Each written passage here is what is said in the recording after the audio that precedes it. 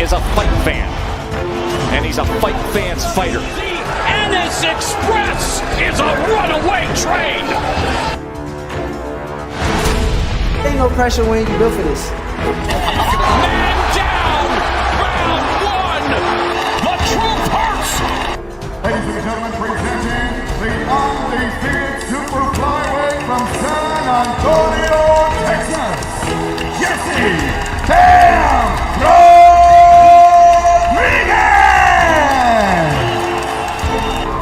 The universally recognized undisputed lightweight champion of the world, Devin the Dream Haney.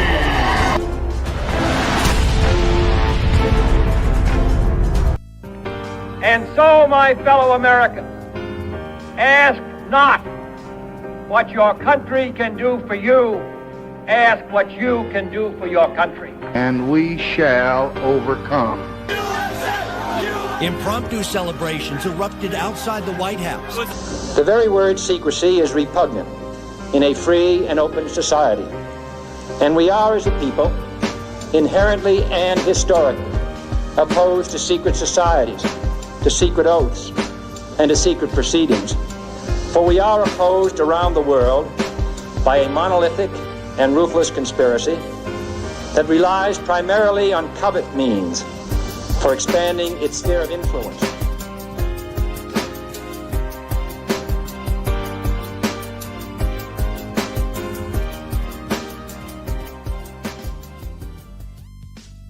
Yo, what up, man? Salute to the family in the building, man. Much love and respect. I'm out of order tonight. I don't know if I ever called myself out of order, but I'm out of order tonight, man. And I ain't got no problem with it. Shout out to my brother in the building, man. As always, y'all know how we do it. We always shout the chat out first because if it weren't for the chat, hell, it wouldn't be shit. Shout out to Cash Crypto, man. Crypto, if you get a chance, hit the link.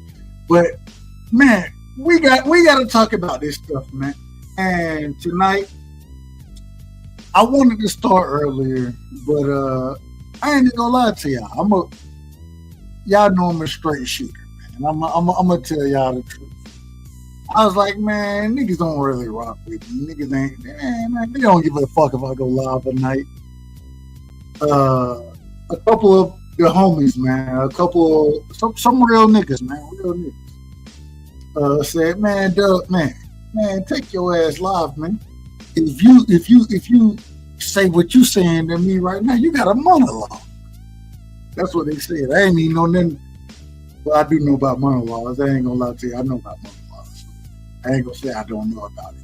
But at the same time, I appreciate a lot of people, man. I appreciate y'all. Shout out to my brother, man. The Boston Scholar. The Boston Scholar said, hey, Dub, you should go live. You feel me? Shout out to D-Ray Promotions, man. D-Ray live on the drive. You feel me? That's my big homie. Shout out to my big homie right here, man. The big homie said, man, take your ass, stop talking to my black ass and take your ass live and talk your shit, bro. And I said, damn it, I'm gonna do it. And these are facts. D-Ray will pull up in a second, man. He'll pull up later. But anybody asks, did we have that conversation? And these are conversations that have been had. You know what I mean? So it is what it is. First things first, man. I got to shout out everybody in the chat. Cash Crypto. Tonight, man, we're gonna touch on those ancient civilizations. We're gonna touch on aliens tonight. You know what I'm saying? Oh man. And this. So now I got a chance to ask. But we got to do things the right way over here. You know what I'm saying? And because we get started late, 9 times out of 10, we get started late over here. So, you know what I'm saying? I got to do things the right way. Because we get started late, I dropped the link early. And I got a great in the building. One of the greatest, one of the most brilliant minds. An individual I call my brother. You know what I'm saying? My big homie. When I ain't live, you know what I'm saying? If I'm late night rocking, if I get that opportunity, I always can send a call to Omaha. I can send a call to Omaha, and I'm gonna get an answer. And 9 times out of 10, it ended up being a longer conversation than I expected. But I always learn something. You know what I'm saying? I got my brother in the building, a legend. See, y'all don't know what real legends are. Respectfully, I say that respectfully. Y'all don't know real legends when y'all see it. And this is a real legend. An individual who was talking about Bud Crawford. Shout out to Bud for being the champion that he is. I got D-Ray Promotions in the building, man. And before I allow him to say anything, I gotta say, this is an original, a day one individual, an individual that if my life was on the line and I had to bring individuals to court to speak for me, and when I say my life on the line, I ain't saying anything deadly. I'm saying if I ever get locked up, I'm saying an individual that would come, show up. Shout out to DS3, man. Shout out to DS3. Salute, family. And before I do it, and hold on, my brother. But an individual that always gives me good advice, shows me love, shows a lot of respect, you know what I'm saying, and that I have always been able to build with. D-Ray, man, welcome to the panel. Before I get your opening words, before I get them, I got one more in the building, man. I got one more in the building. You know what I'm saying? And you know, we like to do this the right way. We got my brother, another great brother in this building, an individual who can talk boxing with the best of them. Don't always gotta talk boxing, can talk anything else outside of boxing. Somebody who that I got a lot of love for, once again. And I got a lot of love for a lot of people. You know what I'm saying? Me personally, I if you show me love and respect, I'm gonna show you love and respect. And this is what these brothers do. You feel me? So we got my brother Cash Crypto in the building. We got my brother D-Ray in the building. And we're gonna give the panel first off. Before I get into my monologue, before I get long-winded, and yes, that's why I started the goddamn channel, is for me to be long-winded and call motherfuckers out of order respectfully. I say that respectfully. But at the same time, we're going to give the floor to D-Ray, then we're going to give the floor to Cash Crypto, and we finna cook tonight, man. Late night cook. Slow roast is what a lot of people like to call it. We marinating and roasting that motherfucker over the grill. Shout out to my brother D-Ray. D-Ray, give me your opening statement. Thank you, and thank you for being the big homie and an individual that has always before real quick, D-Ray. If it wasn't for D-Ray, we wouldn't even be live tonight. Because I said I wasn't gonna go live. D-Ray said, man, all the shit you talking to me, take your ass live, nigga. That's what he told me respectfully. I say that respectfully. D-Ray, give me your opening words, my brother. Hey, I didn't say ninja, though. I did not. Look. Go ahead. Welcome to the panel, my brother. What's your opening statements? Anything you want to say?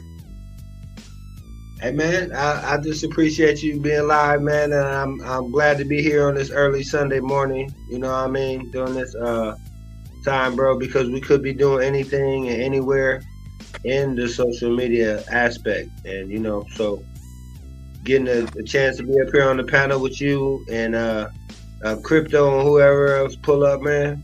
It's the highlight of the day so far, bro. So go ahead, man, and let's roast this thing the right way.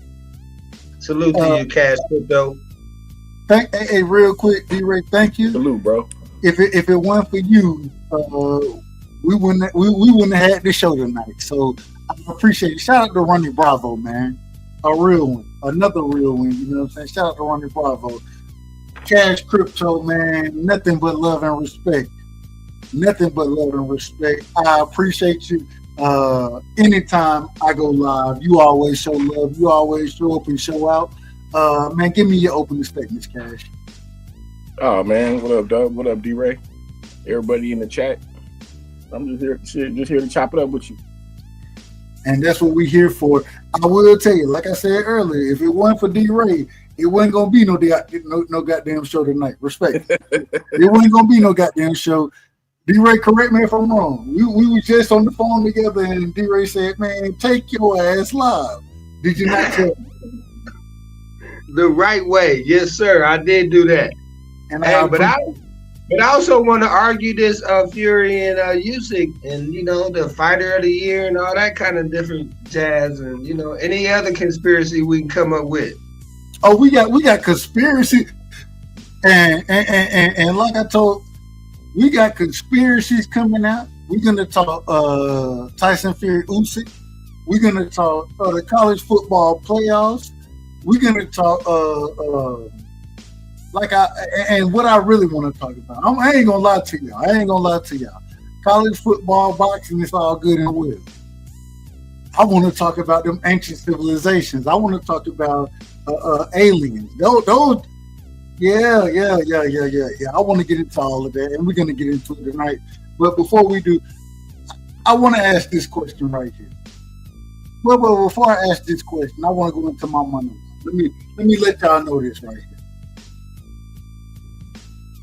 We all knew what was going to happen, and it was predicted accordingly that Tyson Fury was going to get hands put on him. And I will say, I think he had a better showing. I think that, shout out to D Free, man, and my brother D Free. Salute to D Free. Much love and respect, D Free. Tyson Fury, if you're going to put all that goddamn weight on, man, you need to be leaning on motherfuckers. And that ain't what we seen from Tyson Fury. We seen him put that weight on and then sit there and try to box and outbox a master boxer. Mm-hmm. Because this is what Usyk is. He's a master boxer. The body work, the body shots that he was putting on, it was, I ain't gonna say easy work, because I think it was, and I'll be honest, I didn't get to see the entire fight. But I think I saw rounds 2 through 9, 2 through 10, something like that.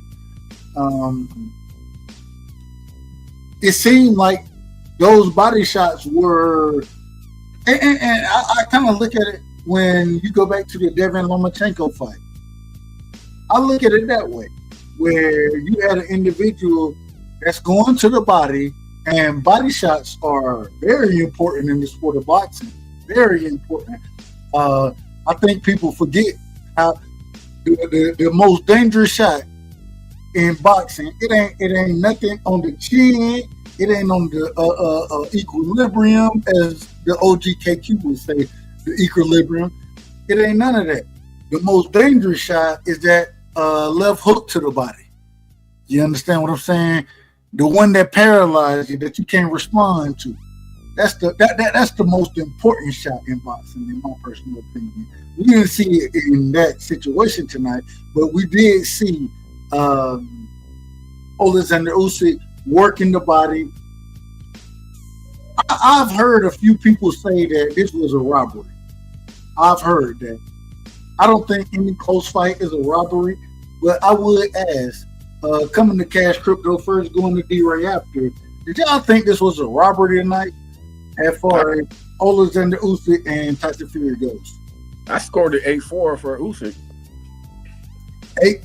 We got an 8. Shit, that, hell, you had it better than the judges had it. Respect. You had it better than the judges had it. And I think the judges had. I think the judges seen it the exact same way. 116, 112. That's ain't that 8-4. Pretty close. No, you're right. Yeah, I just counted it. You're right.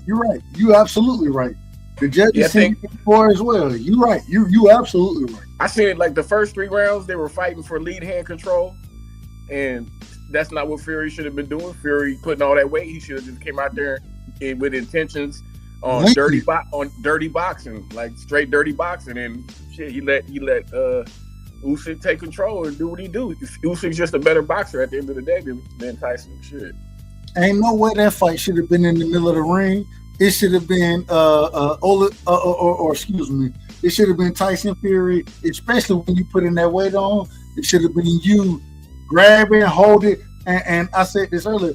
The whole time. Man, hey, the judges, or excuse me, the referee should be giving.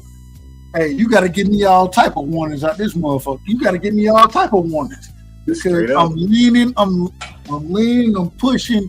I'm gonna utilize that extra weight that I don't put on. I'm gonna utilize it against you. I ain't for the. I don't know. This in the middle of the ring. I don't know why Fury didn't, because he got away with some low blows and everything. The ref didn't even see it, so he really could have got away with a lot. But shit, big up to Usyk, man. Agreed. D-Ray, what was your thoughts on that fight? Hey, I don't think, bro, that you can have a robbery in a close fight, right? It just kind of depends on who the judges were. It seemed like majority ruled and was right, but I think that they probably still is gonna give us round 25, where we should get a trilogy for that, and see where we can get the heavyweight division after that. Because really, right now, I think Usyk can say he's better. But I don't think that we can really say that there's a better contender out there than Fury. Now, but I disagree. I disagree with you, and the reason I disagree is because I believe we saw Daniel Dubois, and this would have been an undisputed fight if if Usyk, not Usyk, I apologize. If Tyson Fury would have held on to the belts, you know what I'm saying? Wait a minute, God damn. And y'all know I got to do it the right way. Y'all know how I am. And when we have other individuals coming on, we gotta bring them on the right way. And we gotta we got a boxing mind, a boxing genius, in my personal opinion. A boxing genius hitting a link. An individual who, in my personal opinion, wrong than a motherfucker at a lot of times. But damn it, he gonna stand on his square. And a brilliant boxing mind, an individual who ain't pulling no motherfucking punches, man. We got my brother in the building, man. Ronnie Bravo is in the building, man. Ronnie Bravo, man.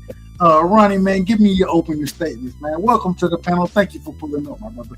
Yes, sir. Good afternoon, gentlemen. Good to see y'all. Yeah, Cass, B-Ray, Dub, everybody in the chat. Salute to y'all. Dub, I'm right about like 85% of the time, bro. So I don't know what you're talking about. Oh, Lord. He said 85%. Oh, Lord. Here we Y'all go. just don't like to hear the truth. That's what that is. Hey, hold on. Run it. They done told me that I'm missing meetings. I'm missing Devin Haney meetings over here. So I don't know what truth I don't like to hear. I don't know what truth I don't like to hear. But they're telling me I'm missing Devin Haney meetings. And I said, I didn't even know there was meetings being had. I didn't know nothing about it, so I don't know what truth I don't like to be had. But go ahead, man. Go ahead. I apologize for cutting you off, brother. I apologize. No, you good. The internet is so much better when Devin Haney fans are around. Like y'all make the universe go. Because I'm bored with Shakur fans, but you Devin Haney fans keep me on my toes. Hold on, Ronnie. They told me I ain't even a Devin Haney fan no more. They done kicked me out the club. I ain't no Devin Haney fan. According to these folks, I hate Devin. Man, turn in your library card. Damn. Ruthless. But anyway. I said, that's a damn shame right there. I said, man, hey. Everybody on the panel know me. I've been rocking with Devin from the beginning, man. I've been rocking with Devin from day one. Devin was undisputed before he was a champion. Right. You know what I'm saying? I've been rocking with him, and niggas telling me now I don't know shit about Devin. I don't really support him. And once again, I'm missing meetings according to Boss and Hacker. Respectfully, I'm missing meetings that they having, which is fine. I don't need to be a part of their meetings, but well, on a meeting with dumbass Boxing Hacker, you might want to keep if that nigga running the meetings. Might want to call in sick, my boy. Y'all out of order, man. Y'all out of. Let me get your thoughts on Tyson Fury and Usyk, man. What's your thoughts? Yeah, so I actually, I also had an 8-4. I didn't feel like Tyson Fury did anything different, outside of pack on some pounds. Like, he still was, didn't use his weight advantage. He seemed to only use his brain when he's in the ring with Deontay Wilder. That seems to be the only time he actually uses his brain. It seemed like that. It do seem. Everybody else, he just fights that, either fights his wrong fight or, just fucking looks average. So, I actually had an 8-4 for Usyk. I like the body work for Usyk. He was going body head. So I do like, 8-4. It was 8-4. I was semi paying attention to this fight because they want to put the fucking thing with the college football playoffs, and so I was trying to in between watch. I told him I only caught. So I did catch rounds 2 through about 10, 2 through 9, 2 through 10, something like that. Right. Because hell, I'm watching the college football playoffs going. Right. And that's a part of what we're going to talk about tonight. That's a part of what we're going to talk about. Exactly. And then on top of that, they got the Ravens playing at the same time. I'm like, bro. Hey, it's so crazy because my partner, I'm at his crib, and you know what I'm saying? He got the Ravens game on. And mind you, what was so crazy, I watched. Hence the reason, hey, if my son want to play football, I ain't got no problem with it. But he plays soccer. You know what I'm saying? He played basketball, those type of things. But the math champion, I want y'all to remember, 9-year-old, fourth grade math champion. You know what I'm saying? That make me more proud than anything. But one of the things I'm watching, and damn near at that current moment in time, I believe it was Clemson and Texas playing. I seen damn near 4 or 5 injuries, not the, and I don't know if y'all seen the Tank Dell injury from the Kansas City Texas game. That was crazy. Like nigga body going one way, leg going a whole nother way, and it happened from his own teammate. Respect. Exactly. Yeah, that was crazy. Yeah. But this is the second injury to his ACL, ain't it? What was his injury last year? I don't know what his injury was last year. I can't tell you that to be factual with it. But just what we saw from it. Well, first off, let's do it this way. What did y'all see from the college football playoffs? You got a blowout, respectfully, to Indiana. Notre Dame blows them out, and I ain't got no problem with it because Notre Dame got to come see Georgia, and I think that's an easy victory for us. That's my opinion. Yeah, y'all gonna beat the shit out of them. Yeah, I agree with you. Then you got SMU getting blowed out. You know what I'm saying? By Penn State. I think Penn State beats Boise State. You got. I actually picked. And we'll do it in order. When you look at who was there? Texas and Clemson. I thought that Texas would beat the shit out of Clemson. I thought Clemson made it a much closer game and a much more dog fight than I thought it would be. And then I was wrong about this one. This is the one that I missed on. I picked Tennessee to beat Ohio State, and Ohio State dog walk these respectively to Tennessee. But that was the disappointment of the night right there. I mean, it wasn't even close. Yeah, I can't stand Ohio State, so I was rooting for Tennessee, and then they just let me down. So yeah, I was kind of they whooped their ass too. They won't even close. Crypto D Ray, what's your thoughts on the college football playoffs? I don't really follow college football like that, man. I ain't got no problem with it. Hey, and Crypto, I got you tonight. I promise I got you tonight because one of the topics that we got to talk about, aliens. We got to talk about ancient civilizations. And I know it sounds crazy when I say we got to talk about aliens. I know it sounds crazy, but damn it, we're gonna get to that piece. And Crypto, that's why I'm glad you up here because I think you have some thoughts on that right there. So give me a second. We coming to that. We ain't skipping it tonight. We ain't skipping it. D-Ray, anything you got on the college football playoffs that you want to talk about? Hey, man, it was a great day for football. Like you said, man, we had great games, pro and college, D1 and D2, you know. And then if you put in USC and UConn women's basketball game, you know what I mean, man, bro. Hey, and then we can get to the fight, you know what I'm saying? But I think, man, really that you know, I'm not really surprised that Tennessee took that whooping like they were supposed to. You know, I don't think that you have to like Ohio to respect what they do because, you know, they are like a, you know, if you want to call them a SSC North team, they are. But as you can see, they're a powerhouse. You know, that's like you ask Tennessee now after playing them and playing the SSC. SEC, man. It's EC. Whatever it is, bro. I don't really care about all that, man. You know what I'm saying? We know Nebraska ain't did shit for a long time.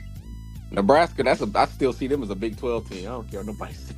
Hey, man, if we was in the Big 12, we be where Arizona State is right now, waiting to play somebody. So, you know what I mean? It is what it is, bro. But I'm just saying, because like you said, I think Penn State is going to win again. And then, you know, and then you got Ohio and Oregon. So, you know, you're going to have half the field is going to be from the big no matter what. And, you know, after that, bro, I think that, you know, it's just so let me get everybody and stuff like that. But go ahead, bro. Let me get everybody how y'all see the brackets working out and it ending up being if y'all don't mind, I'll be first. And like I said earlier, or like I said in a previous show, the reason I started this channel is to be long-winded. And so, y'all, I say it respectfully. Sometimes I am long-winded, and I'm finna be long-winded right now. This is what I'm trying to tell y'all right now. This is what I'm trying to tell y'all. I thought everything kind of happened the way I thought it would happen outside of the Tennessee-Ohio State game. Everything else kind of happened. And the Tennessee-Ohio State game really don't affect me, being a Georgia fan, so it is what it is. I think that at the end of the day, we're going to see Georgia put hands on Notre Dame. I think we're going to see Penn State put hands on Boise. That Oregon-Texas game, man, that's an interesting game to me. I think that's a very interesting game to me. I think Ohio State gonna put hands on Arizona State, so I got it being Georgia, or excuse me, Georgia coming out of Georgia Penn State, Georgia beating Penn State. And then I have Texas beating Arizona State. I have Oregon beating Ohio State, but I don't underestimate Ohio State this entire time. I will say that, but I got a lot of love and respect for Dan Lanning, and so I got Oregon win that game, at the same time, I wouldn't be surprised if it happened a different way.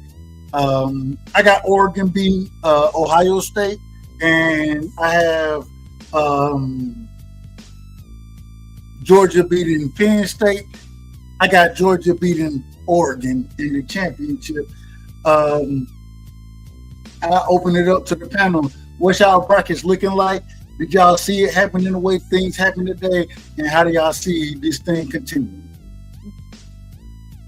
So yeah, I got it the same way. So I answer your first part of your question because Georgia lucked out and got the easy side of the bracket. Oh, we lucked out. Now we done looked up. We had the hardest schedule of anybody in the playoffs, but we lucked out. Okay, go ahead. Yeah, you lucked out. I mean, anyway,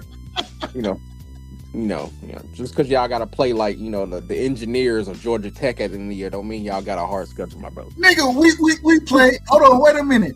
We done play Alabama, and okay. I believe Alabama would have gave a better showing than anything that SMU or Indiana showed. The same Alabama that lost to Vanderbilt. You sure? I'm not sure. No, I'm not. No, okay. I'm not sure. I'm not sure. I don't know. I don't know what Alabama is going to do. They lost to a 6-6 Oklahoma team, Dub. Oh, hey, that's why they don't deserve. That's why they didn't deserve to be there. I didn't think they deserved to be there. So, I mean, it is what it is. It is what it is. I still think though that they would have beat any of those. I think they would. And let me ask you, Ronnie. I'm gonna ask you. Do you think they would beat a Penn State team? Alabama, yeah, I feel like they'll beat Penn State because James Franklin can't beat anybody with a post. Do you think they would have beat Notre Dame?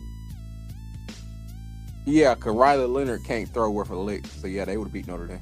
Do you think they would have beat either Tennessee or Ohio State? Well, they lost to Tennessee this year. They did. I agree with that. Yeah, and you said Ohio State. I just root. I mean, I'm a Michigan fan, so I can't pick Ohio State with. I don't know how you're a Michigan fan. Good Lord. That's my alma mater. I say that respectfully. It's my alma mater. What you mean? Hey, you root for your team. I ain't got no problem with it. Yeah, national champ Michigan too. Don't forget about that. Last year. No, still this year. 2000. We won that. We hosted the Crown in 2024, and it's still 2024. So this congratulations. But yeah, I let me stop. I do believe Alabama would beat all the teams that won. Well, not won today, but all the teams that lost today. I believe they would beat them. Like SMU, that was just a debacle. I ain't see that coming. Like that dude gonna have nightmares in his sleep with all them turnovers. He was at. I couldn't believe it. But man throwing pick sixes like he's going out of style. Right, pick sixes and fumbling. I'm like, what happened to him? And he was fun to watch this year. But I feel like they lost to Tennessee, so I can't say they will beat Tennessee. It really just depends them and how Ohio State can be a toss-up. Because when Alabama's on, they really on. You know that, as you know, because they put an L on your team. But agree. I do feel like they beat everybody except maybe Texas, who played today. Hey, if we play Alabama again, we'll fuck them up, man. That's my opinion. But ain't your quarterback on IR? I ain't got no problem with it. The reason I ain't got no problem with it is because I think that the way Mike Bobo called games, and I say it respectfully to him, I think Gunner is a better option because he can utilize his legs better than Carson will. You know what I'm saying? Let me ask you this, Dub. And I know disrespect to Gunner, Stockton, and Carson Becks, and what's the old dude who won 2 chips for y'all? Stetson Bennett. Yeah, no offense to them, but all that talent y'all got in Georgia, like, why do y'all get those mold of quarterbacks? So there are 2 positions we don't recruit well. We recruit every position well outside of quarterback and wide receiver. Yeah. We don't recruit those positions well. I like Nitro Tugger though. I do like him. I like him too. But the thing is this: what Kirby is. First things first. Kirby is a defensive-minded individual. Yeah. Defense win championships, and that's how Kirby look at things. The second thing is that when you have the offensive line and the other positions around the running back, what is the running back position on offense, at least, you know what I'm saying? When you have those other positions, as strong as they are, then you don't always have to recruit as well. And I think one of Clemson's biggest downfalls is they don't recruit the portal. Yeah, I'm gonna be honest with you. The way the portal is working right now, and that shit, it's the wild, wild west. Yeah. But at the same time, I think because we don't recruit those positions well, we're able to go out and get those positions in the portal.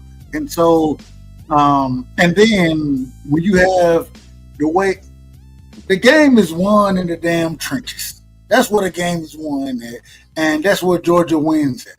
And so, I think that the way Kirby looks at it is, as long as we can win in the trenches, we'll figure everything else out. Even if the back end ain't as good as it needs to be as far as defense goes, we'll figure it out because we recruit well with trenches. We recruit well in that front segment.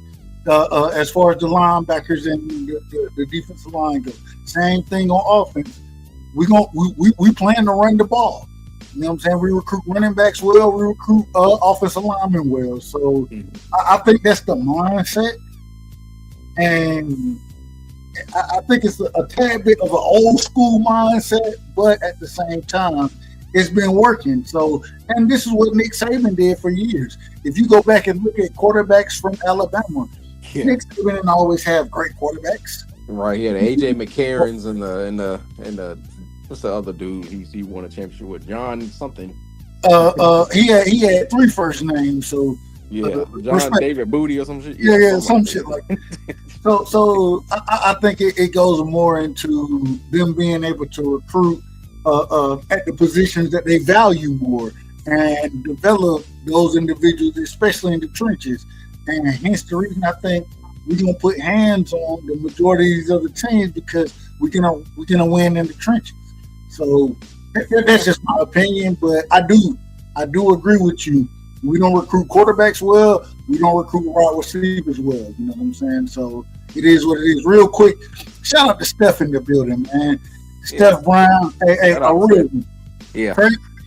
Sometimes, I don't argue with his ass, but I had great conversations with him as well.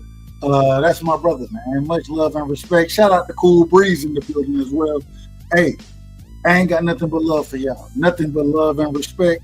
So appreciate y'all coming through, man. Everybody make sure y'all hit the like button, man.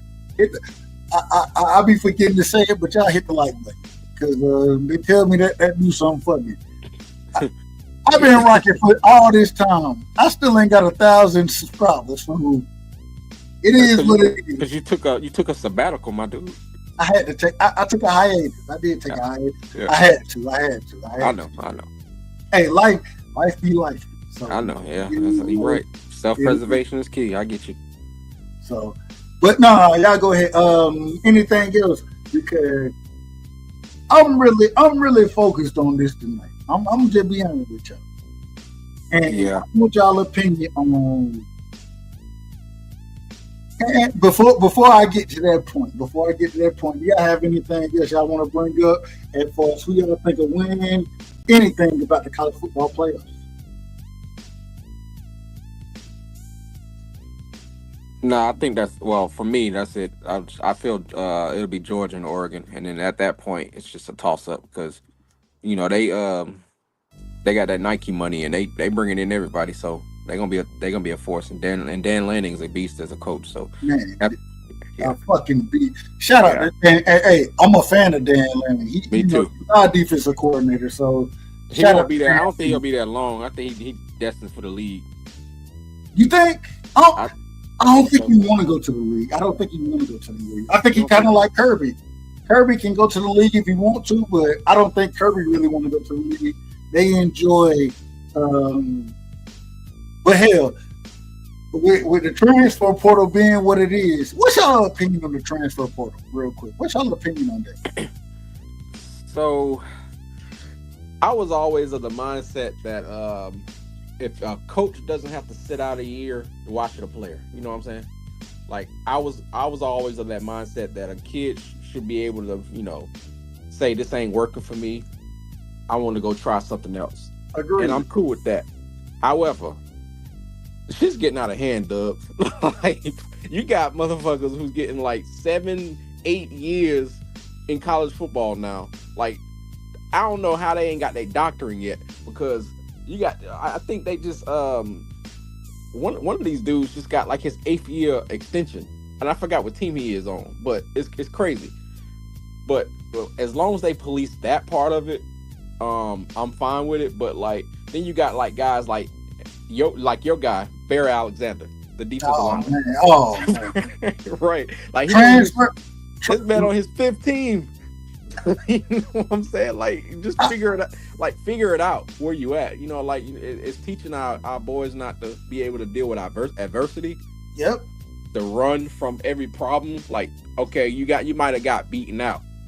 Well, you still a sophomore, my guy. Like, you still got time to figure it out, learn, and see what you didn't do better, before you can get better next season and develop. And it develops character. And you stay with your team and build camaraderie with your teammates, and you show loyalty. I feel like the transfer portal is good for some reasons, but then like right now you got Ryan Williams, who just had an extraordinary year. He's 17 years old from Alabama, and he in the transfer portal. Like why? Why? Like what are you doing? Like what? You got people who having great seasons transferring. I'm like, well, I thought you were supposed to transfer like. If you don't play, if you're not playing, or if you in a small school and you didn't really get recruited out of high school with these big schools, and you proved yourself, yeah, and now you want to go play big boy college football. I get that, like I understand that, but if you already were Alabama or Georgia and you playing and you like all SEC, why are you like committing to like going in the transfer portal and then committing to Oregon? You know what I'm saying? And then have a like do not contact tag on you, which means you've been tampered with. You know what I'm saying? So it's just like. But I gotta say this. I will say, in my personal opinion, I think that there should be a cap. Once you enter the port, okay. I say two transfers. I ain't gonna say 2 transfers. My thing is this right here. Once you done hit that portal the first time, I ain't got no problem with it. You feel like there's better opportunity for you. When you hit it the second time, you got to sit out. Yeah, sit out a year. Yeah, they got to bring that back pronto. I agree. And the reason you need to sit out a year is because what we're starting to see, it ain't just about individuals wanting to be the best version of themselves, which one of the reasons we've always looked, that's what college football was always about. It's about you sitting there, and there are times you get red shirted, you know what I'm saying? And people always shitted on red shirts. I always get shit. A lot of times you red shirt some of the best players. Yeah, I agree with that. That's dead now. Red shirts is dead. Especially it's dead. The 4 play rule, like you can play 4 games and still be eligible. Yeah, I think. And so I think I watched. We had a tight end that came through Georgia. I can't call his name right now. The man had a dire situation. Mm-hmm. When I say dire, I mean family members that were ill, sick, those type of things going on. And this was before the transfer portal was what it is now. When he went to transfer, the man, they forced him to sit out. Yeah. Right? They forced him to sit out a year. And my whole thing is that when you have that going on versus what we're seeing now, it's like free agency right now. It's like free agency. It should definitely be an exception to the rule. You know, if like something's going on that a guy has to transfer that's not his fault, then I agree. Like, you know, some things just can't be helped. But then you got situations like, what's that dude? Malik Willis, the quarterback for like Duke. You know what I'm saying? Like transfer from Texas. Okay, you knew Arch Manning was going to come in and get all that fanfare. You weren't going to really play, even if you were same recruiting class. Same recruiting class. I get that. So you transfer to Duke. You had a great year at Duke. Duke, showed out this year on a football stance. Why are you transferring to Oregon State? Not even Oregon, but Oregon State. Like, you know what I'm saying? Money, it's definitely money. I get it. But, like, you about to fuck out a degree from Duke hit different from a degree from Oregon, my guy. You know what I'm saying? And you probably not going to make it to the NFL. Respectfully. Yeah, I don't think he's an NFL, like, talent. Not at quarterback, but, right. Like, why would... But you had a great year at Duke. What was the point? You know what I'm saying? Absolutely. You're clearly going to be the guy. They building something good in Duke. They recruit as well as they can, but Duke had a great season for their standards. You know what I'm saying? I'm from Durham. I remember the years when we were winning one game, going 1-10. Like, motherfuckers was, like, had a great year this year. So I'm like, why would you be leaving? So I don't understand. We're gonna plead the fifth on that one real quick.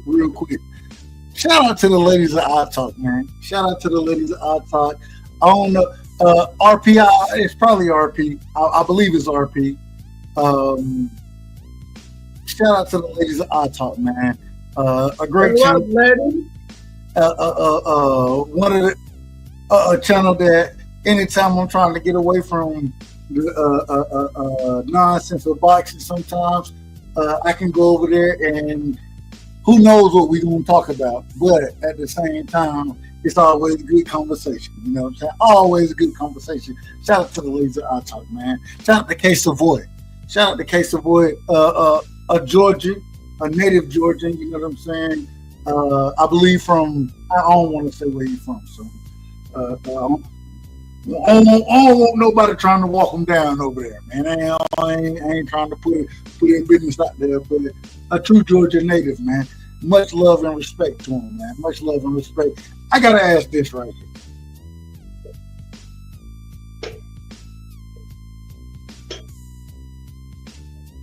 Hello?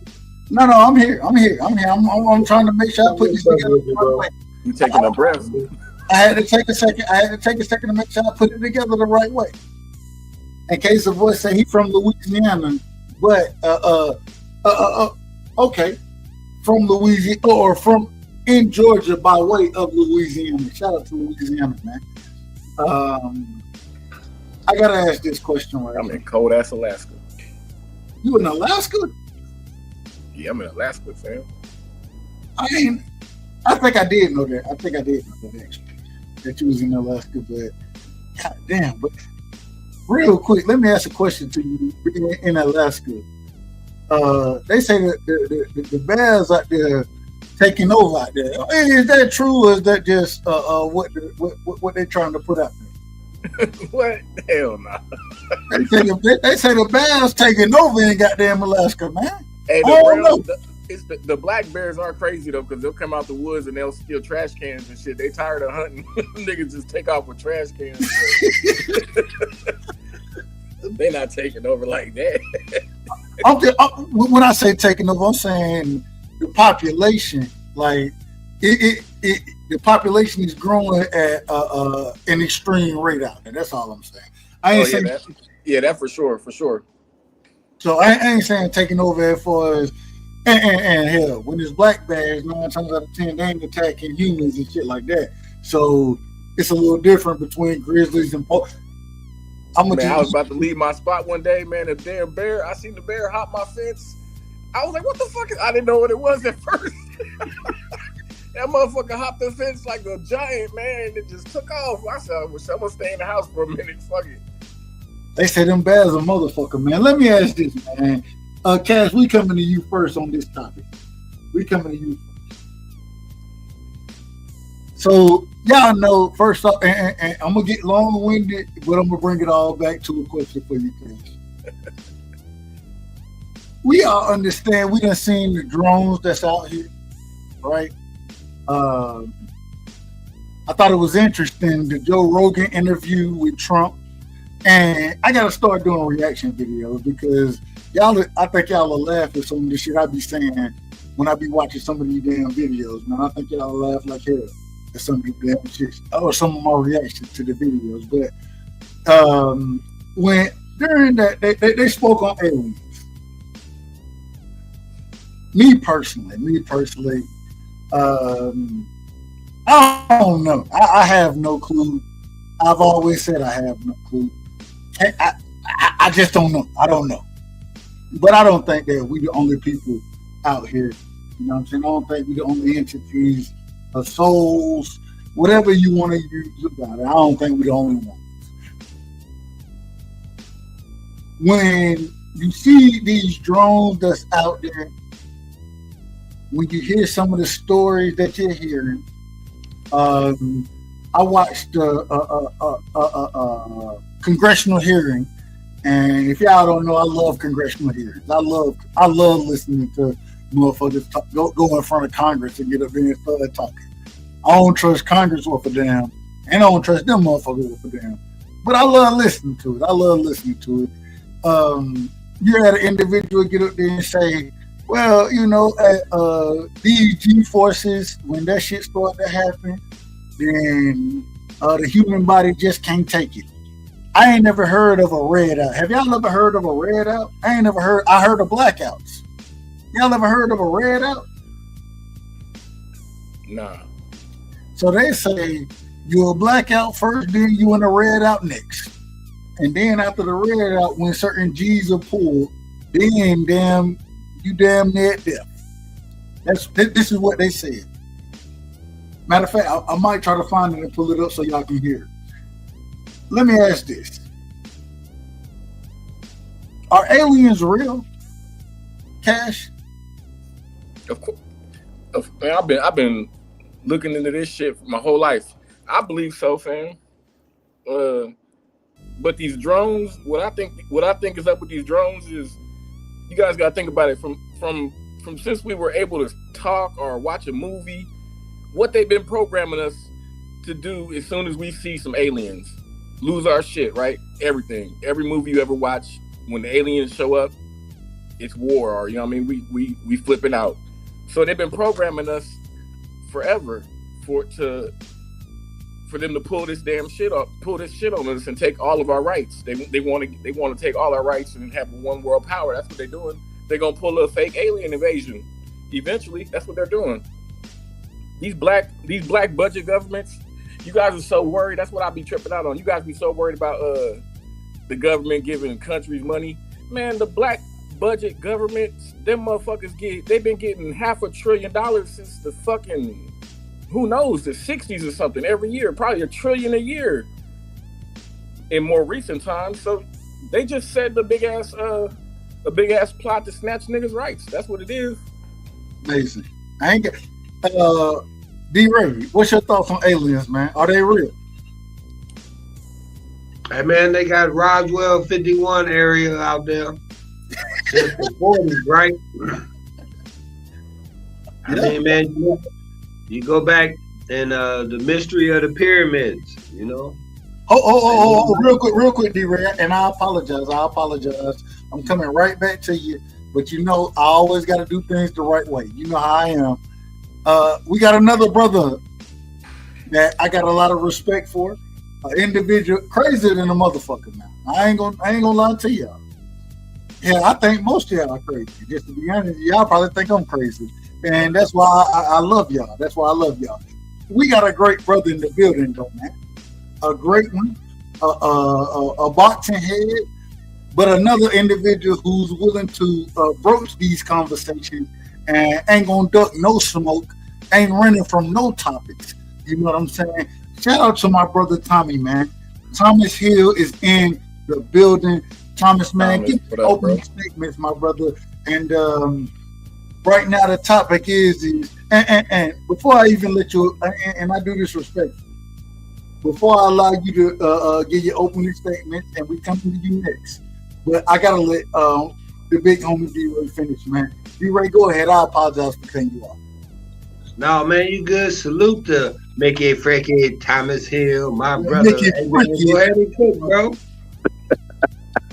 Thomas Hill, man. What's good? D-Ray, get your stuff off, bro. I can wait, bro. I ain't got nothing but time and opportunity right now. I'm working on God's time, so let's go. I heard that, bro. Salute. You know, it's just an honor to be up there and share the panel with you, gentlemen. But now, I'm just saying too, though, right? Is like even when I like look at the moon and stuff like that, bro. You know, I see a lot of them different like crater marks and stuff like that, bro. I just like, you know, it just, you know, don't naturally seem natural to me that it can be like organized like that, you know, and different stuff. And I don't know, man, if they tricking me or, you know, what's going on, bro. I just know that, you know, right now, I wouldn't be surprised though, bro, if they like re-elected an orange alien for real though, bro. I don't know. Oh Lord! Oh no! Don't do me like that! Don't do me like that, I don't know if there's an orange planet out there or not. I don't know if there's an orange planet out there or not. But you know, speaking about conspiracies, right? You know, all them drones could be lining up, man, for inauguration day, so they can salute they guy, bro, and they could be what we formerly called UFOs. But real quick, man, I want to ask Cash about like those northern lights, bro. I know you be up in Alaska, man. Do them things be tripping you out or what? I'm used to them now, but they are. Hey, that show had me thinking that the aliens was coming through town, though. I don't know if they putting the lights up there, but them shit look crazy. Hey, real quick, man, shout out to my brother, man. A real one, man. Another individual. And when I say this, I think everybody damn near crazy except for myself. So y'all probably think I'm crazy than a motherfucker, but shout out to my brother in the building, man. Prize Fighter is in the building. Much love and respect to Prize Fighter, man. Nothing but love to you, brother.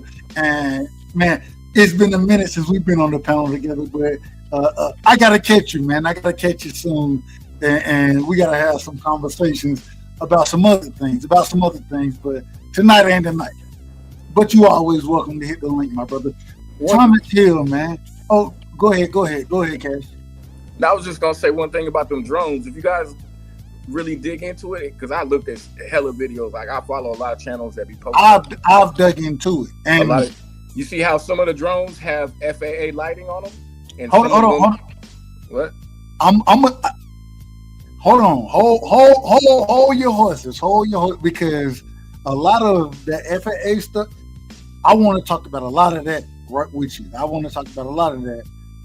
But I got to give my brother Thomas here his opportunity to get his opening bars off on the show, and then we coming back to you. Thomas, man, welcome. Real quick, I apologize, Thomas. Hey, man, look. I hope y'all know I do my best over here. I do my best. Shout out to my brother Supreme, man. Supreme Alashik in the building. Big Supreme. AKA Big Supreme. I used to know him as Big Supreme. I believe that's what I know him, man. It was Big Supreme, but he's Supreme Alashik right now. I ain't got no problem with him, but much love and respect, my brother. Salute to you. Appreciate you coming through. Y'all make sure y'all hit the like button, man.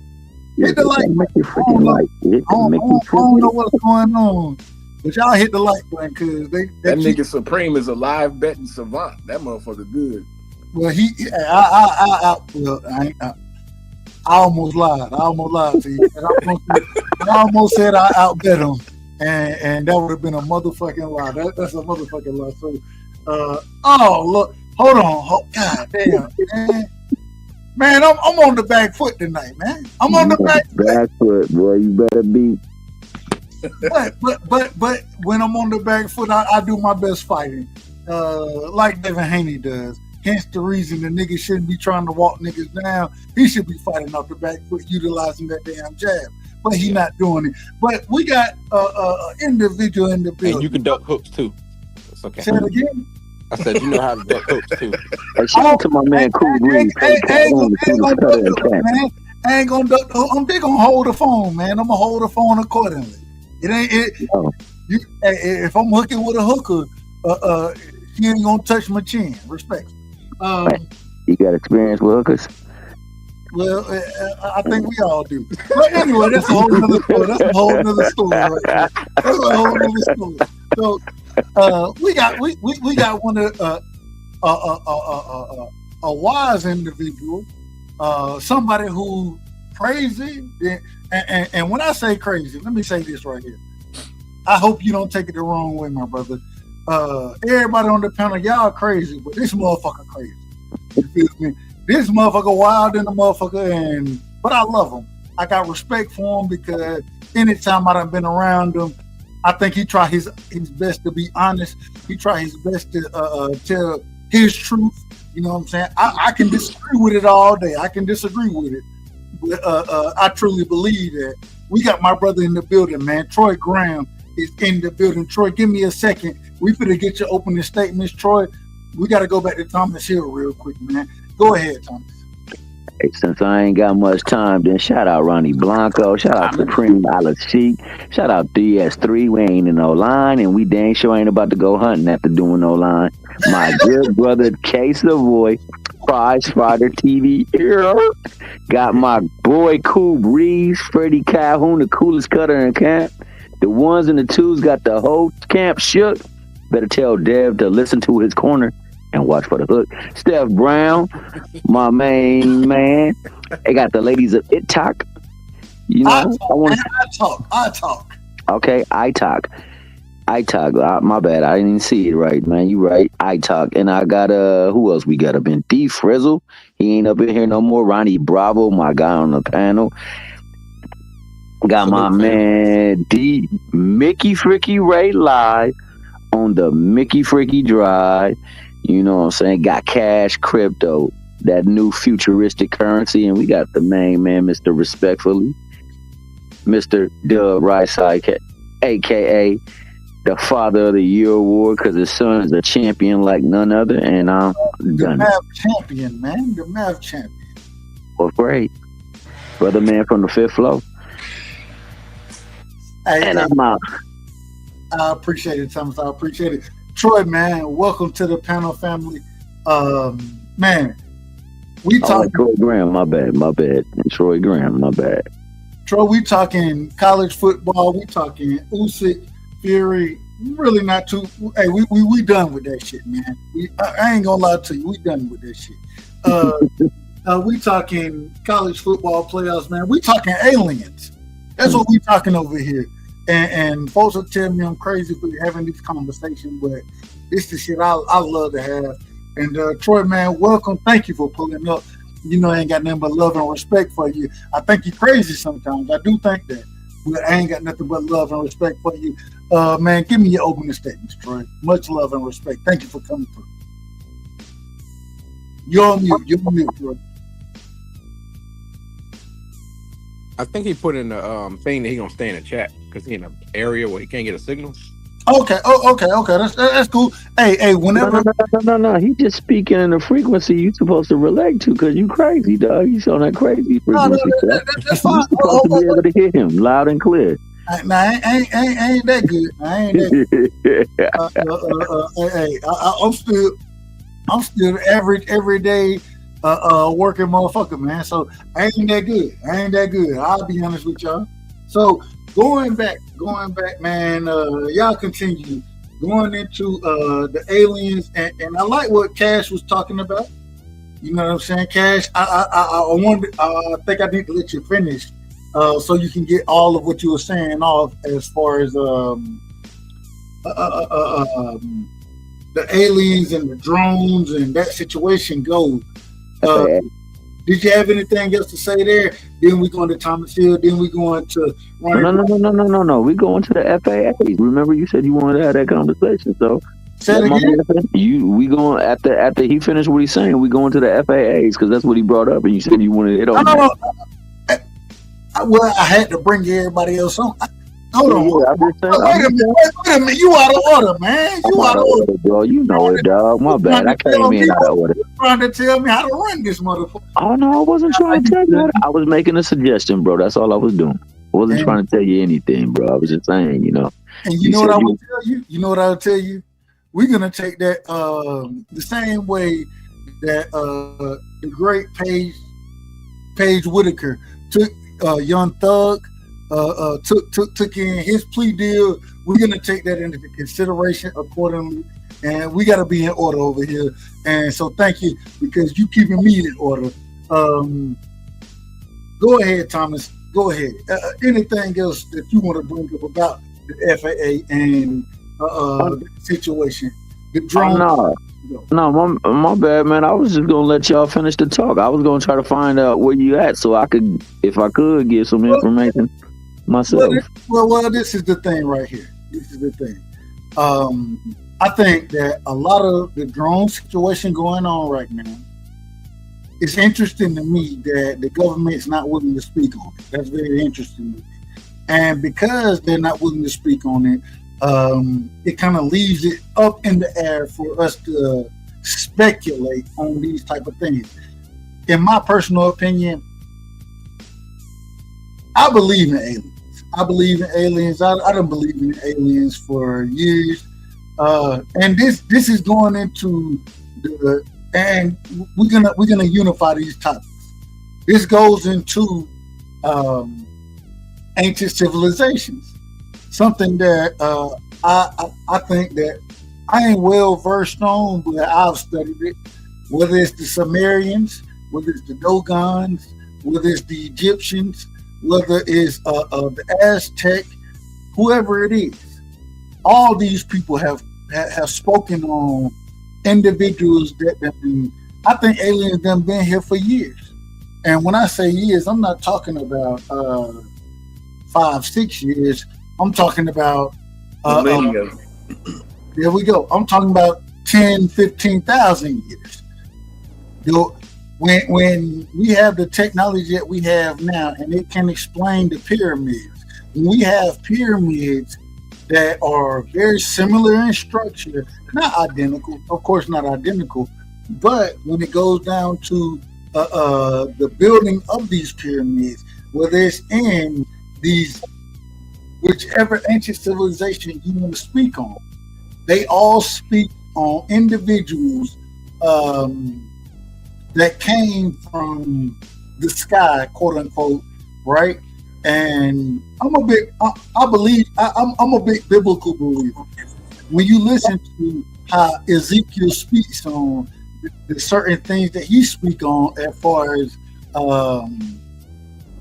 I'm just gonna call it a spaceship because I'll probably be wrong if I call it anything else. But yeah, I think alien.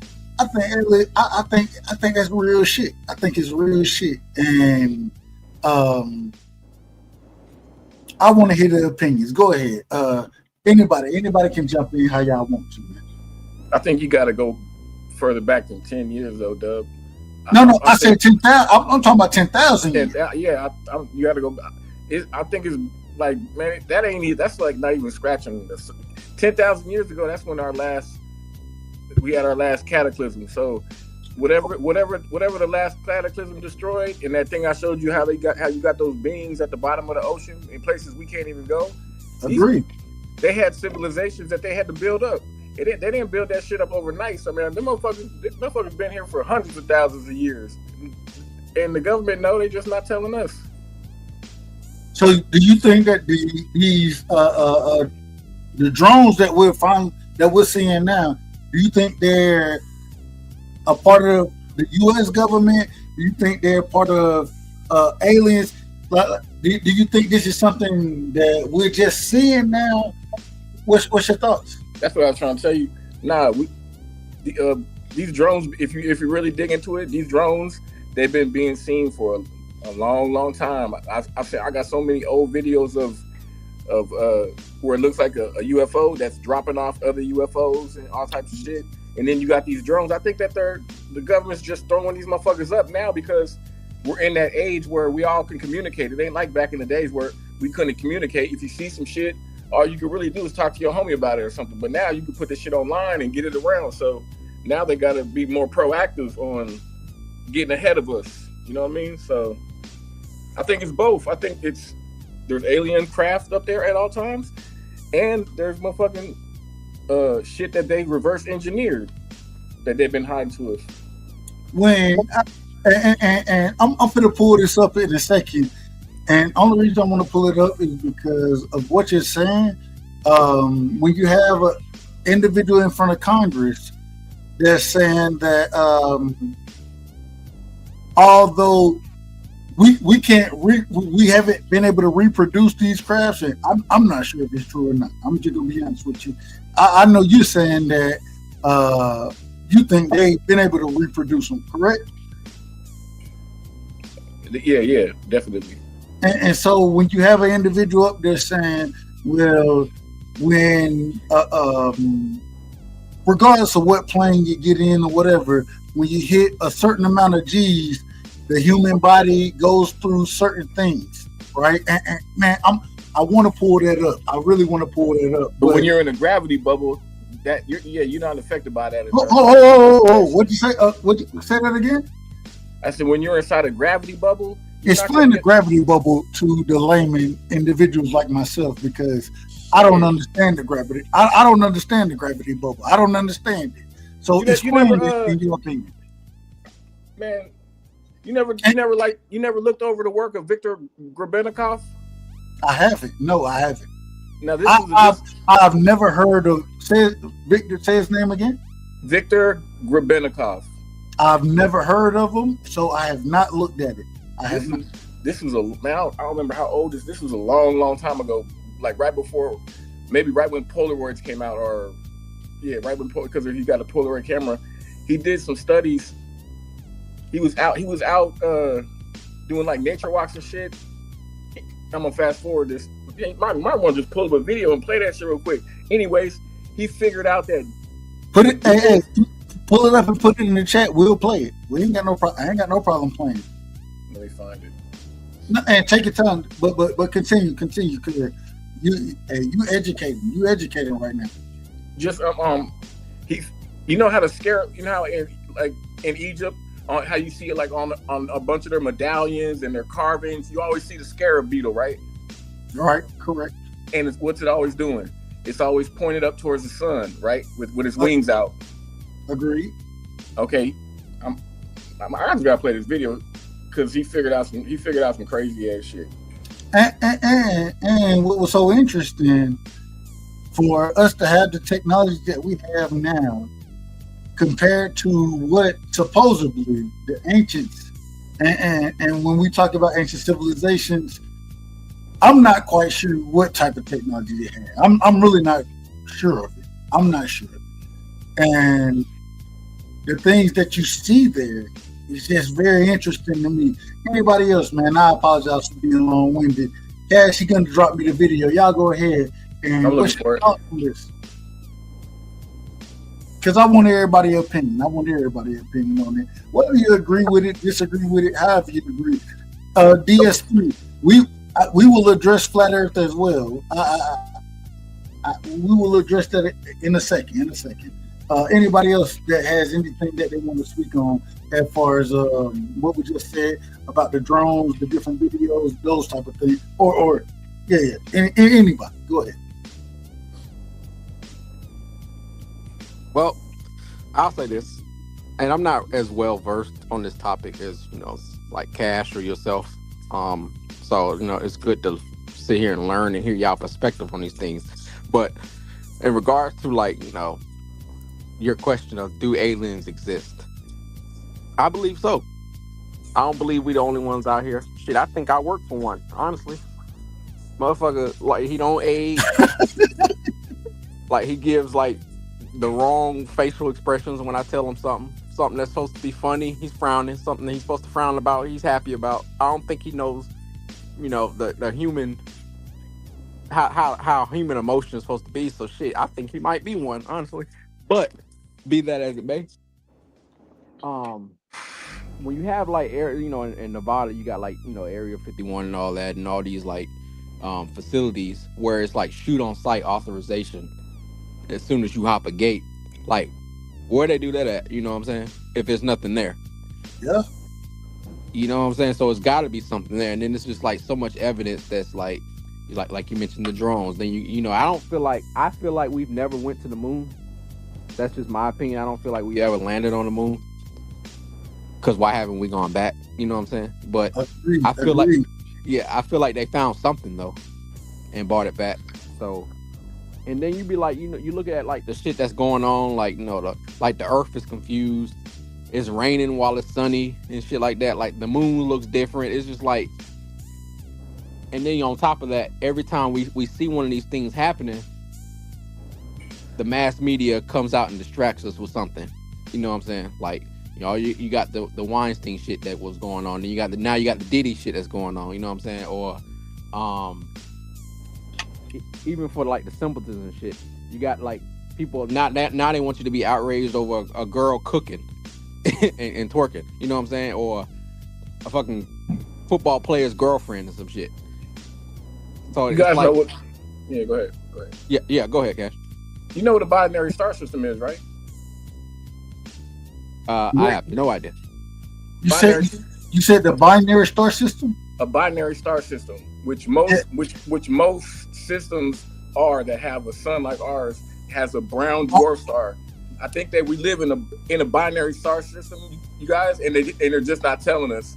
But the problem is, Kat, and before you get into it, because I know where you're going with this. Well, I don't. Let me rephrase that. I don't know where you're going, but a binary star system is a star system that has two stars that damn near rotate.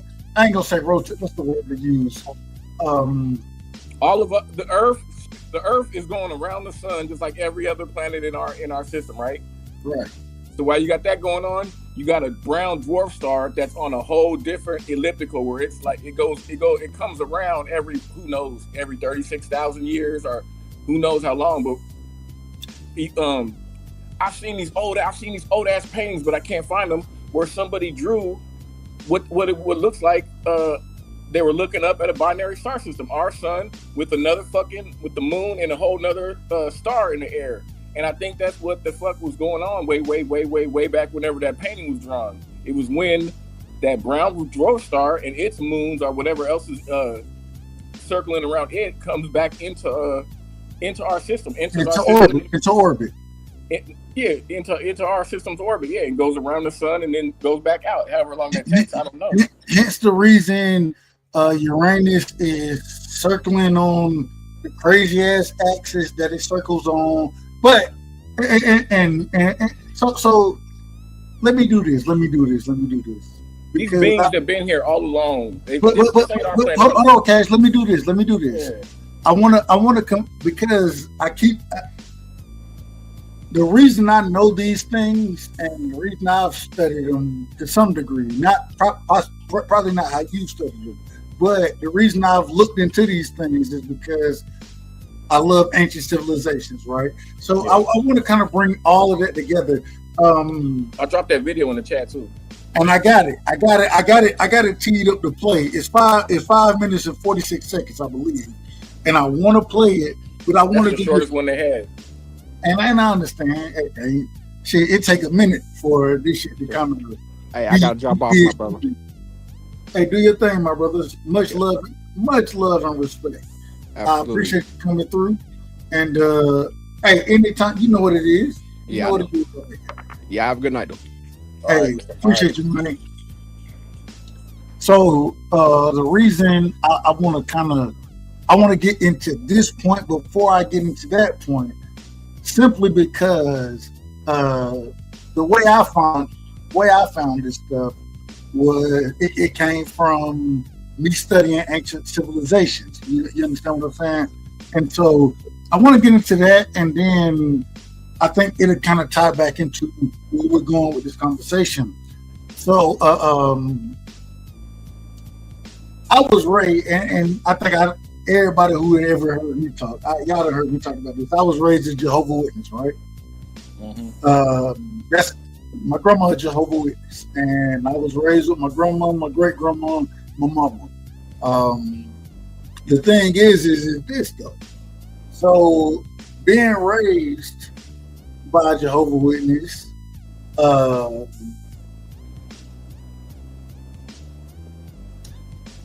I know. I ain't gonna say I know the Bible word for word, My grandma now, if you ask her a scripture, she's going to be able to quote it to you without going to the Bible. She's going to be able to quote it to you. I ain't that good. That's crazy. I mean, damn near any scripture. Respectful to her. Any scripture, she's going to be able to quote it to you almost verbatim as far as, New World Translation, but anyways, she'll almost be able to do it. I can't do that. The thing that it sparked in me, I gave Bible readings as a 7-year-old. You know what I mean? Like, I gave Bible readings for years in the theocratic school. Learning the Bible and looking at the Bible, what it did for me is, as I got older, it made me question things, right? It made me question a lot of things. And when I figured out that Islam, Judaism, Christianity, they all had the same progenitor, correct? That progenitor, my whole thing was, well, where did he come from? What the Bible will tell you, he came from Ur the Chaldeans. Well, what was Ur at? Ur was ancient Sumeria. When you look at what the ancient Sumerians believed in, they didn't believe in, there was somewhat monotheistic off of wars and shit like that, but it was more or less, according to them, they believe, and then when you go look at other ancient civilizations, they all believe in individuals that came from who knows where.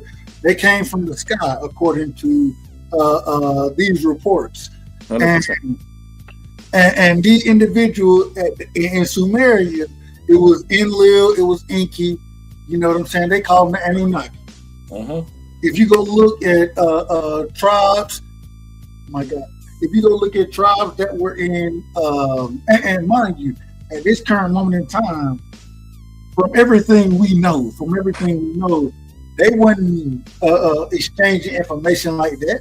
They wasn't able to, because if you go look at the Aztecs, you know what I'm saying? The Aztecs got different names for them. You go look at the Dogon, they got different names for them. One thing they all tell you is we didn't start this, we was given this. They would all agree on that. And so when you start to look, and you have the Enki and the Enlils, and I focus on the Sumerian text more than I would the Egyptian text or anything like that, simply because, biblically speaking, right, and because that's where that was the mindset that I'm coming from. That's what I was researching more on. And so when you look at the ancient Sumerians, and you listen and look how they're interacting, and the things that they say was happening at that time, you get into the Anunnaki. When you get into the Anunnaki, then you get into Nibiru. When my brother brought up that brown dwarf star, that's Nibiru. I ain't saying that's what it is. That's what it is. That's what if the brown dwarf star is not Nibiru, then one of its moons is, or one of the planets that come with it, that's on that same. That's with it. That circles it. And then when you look at science, when you look at astrology, when you look at those individuals studying it, the thing they say is well, Neptune, the shit, it got this weird ass rotation, and the axis is flipped upside down and all this other kind of stuff because something came through and affected it.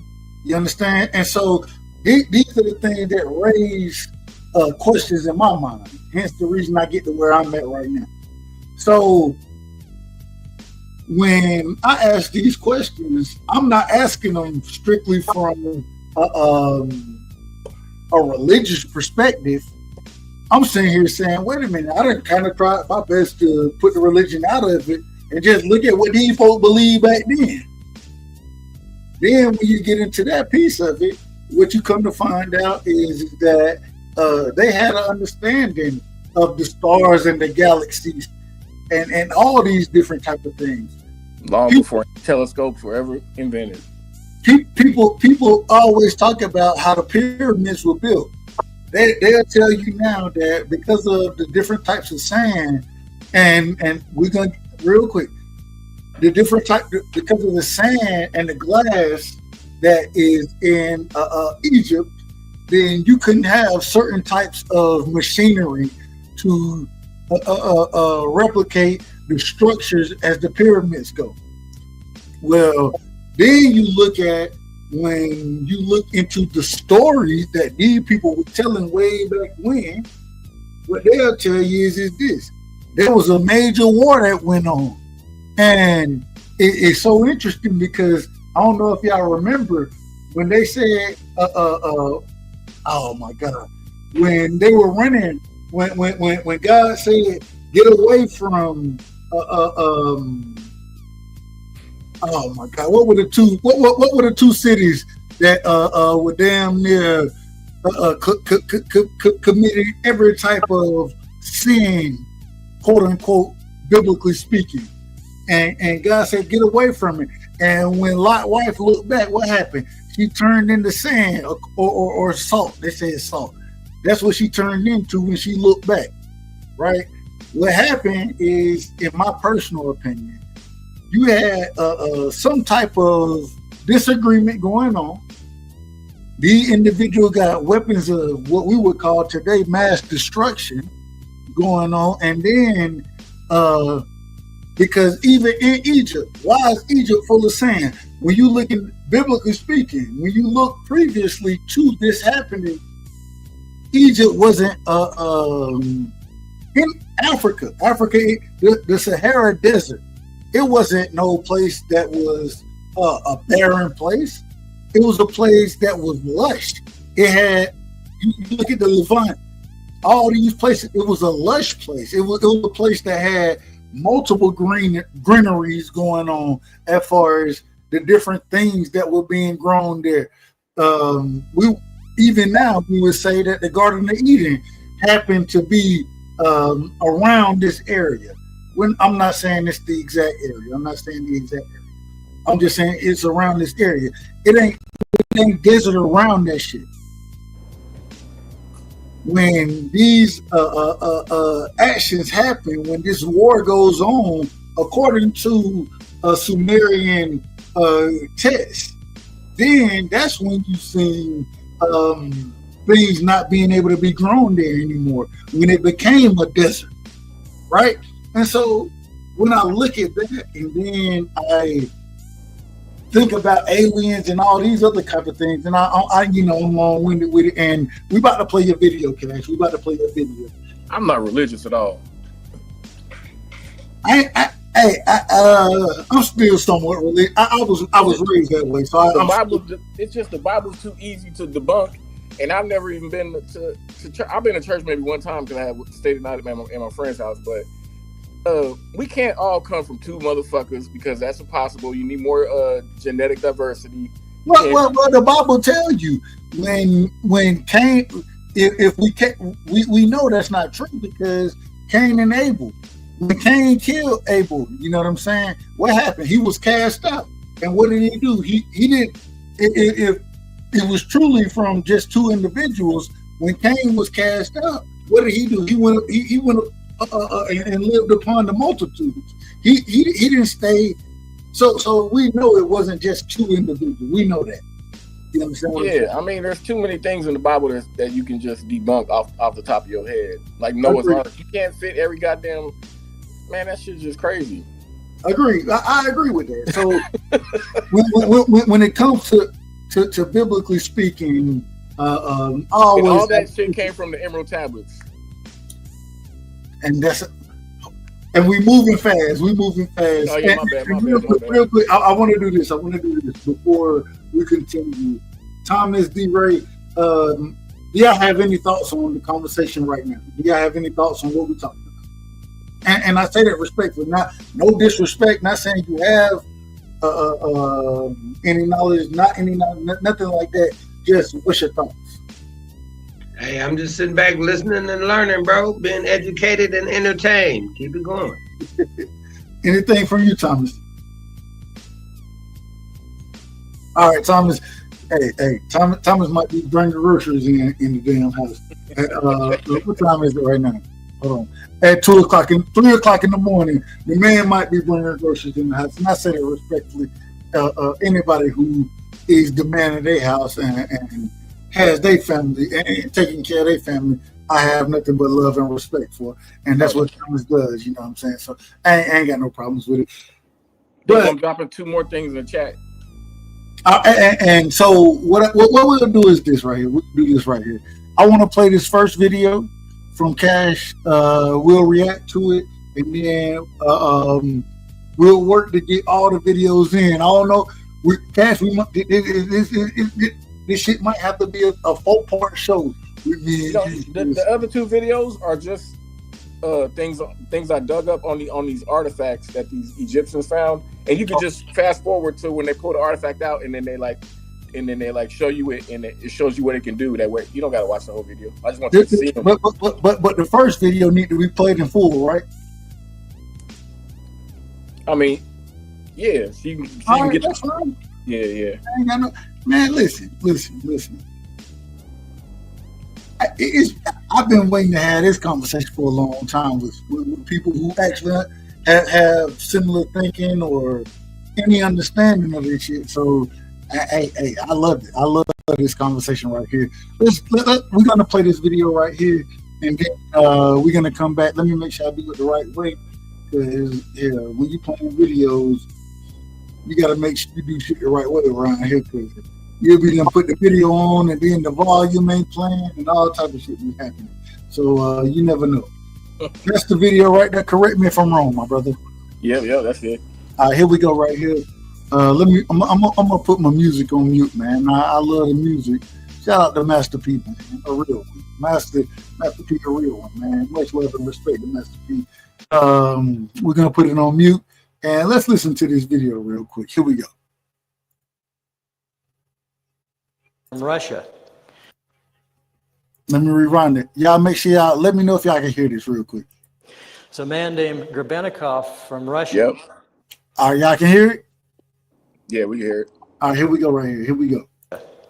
Grebennikov was kind of a non-conventional scientist. He was an entomologist, did a lot of work with bugs, entomology.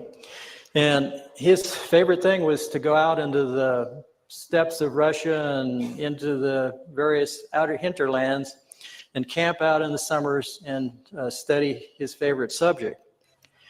And on one of these expeditions, he started seeing some weird effects.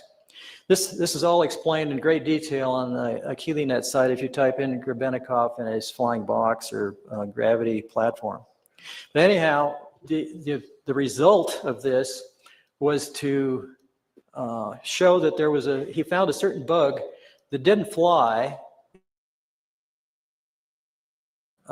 He'd put this bug into a little vial or something, and he saw this vial jumping up off the lab table, jumping up and down. And of course, this is patently impossible based on any type of normal physics. So he got into this, and he found out that the bug wings themselves were creating an anti-gravity phenomena under certain conditions. And of course, what we have here, if you analyze, I think I found the bug. Actually a beetle. And if you analyze this bug structure, you see a hexagonal pyramid structure array throughout the entire bottom wing of this bug. Turns out that beetles have 2 wings. The top wing is called a wing cover.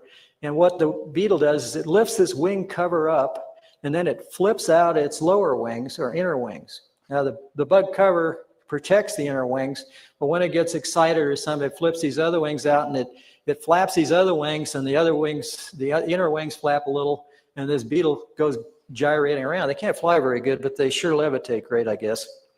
And anyway, he took a whole bunch of these bug wings, and he glued them to like a Venetia blind structure, and he put it into a little platform he built. So they were all, these bug wings were all covered in here.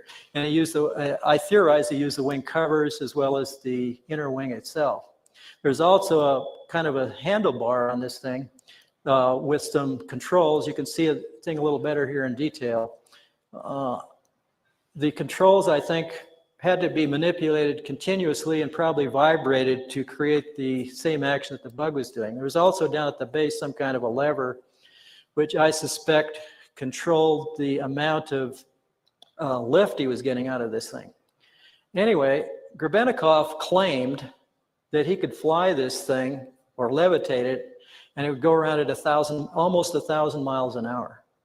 You ask, how can that happen?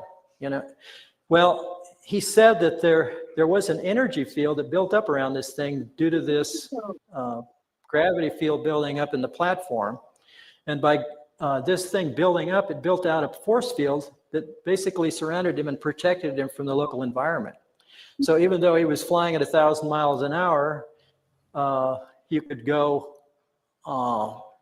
you know, you could be wearing your Sunday best suit and not get it flutter a bit at 1,000 miles an hour.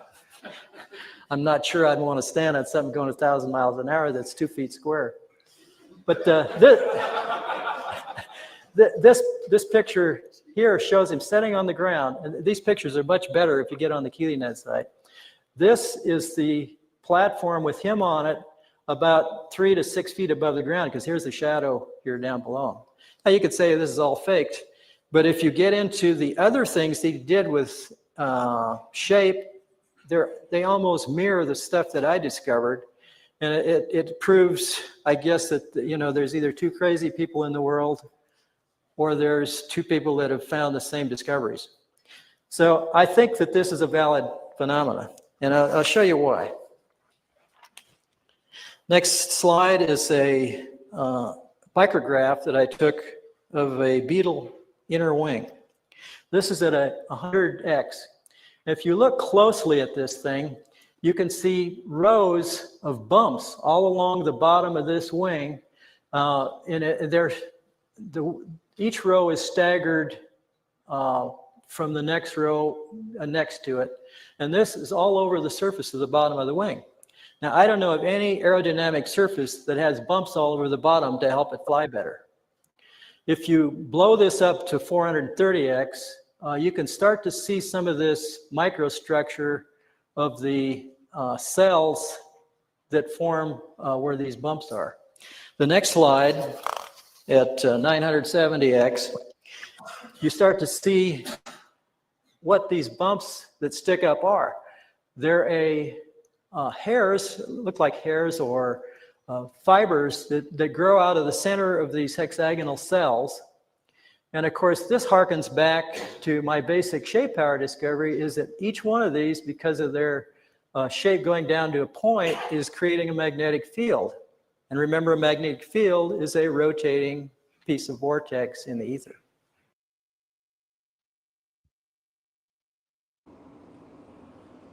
Now, I want to ask. I want to ask you, Tom, or I don't say Tom. My bad. Cash. I want break that down for us. Exactly what he was explaining there, in your personal opinion. That's just a short. That's just a short. I watched a much longer one, and I read about this first. But he's basically saying that that the bug has in his wings built-in hexagonal, which are like the same thing as like you'll find in a honeycomb. You know what I mean? Yeah. It has built-in hexagonal things, and in each one there's like a little hair or like a little fiber or something, and then when it starts to vibrate, or I think that it's vibrating, and when it starts to vibrate, it creates a fucking anti-gravity. It creates an anti-gravity field, and if you just look, that's why the Egyptians got scarab beetles everywhere, because they knew about this They knew about this shit. They were fucking geniuses, and they knew about vibrations and frequencies and all this shit. So, you know what I mean? That's why the motherfuckers were able to levitate and fly and move them big ass motherfucking stones around and all types of shit that we can't even figure out. You know what I mean? How they did it, which is so interesting to me. Where did they learn this technology from?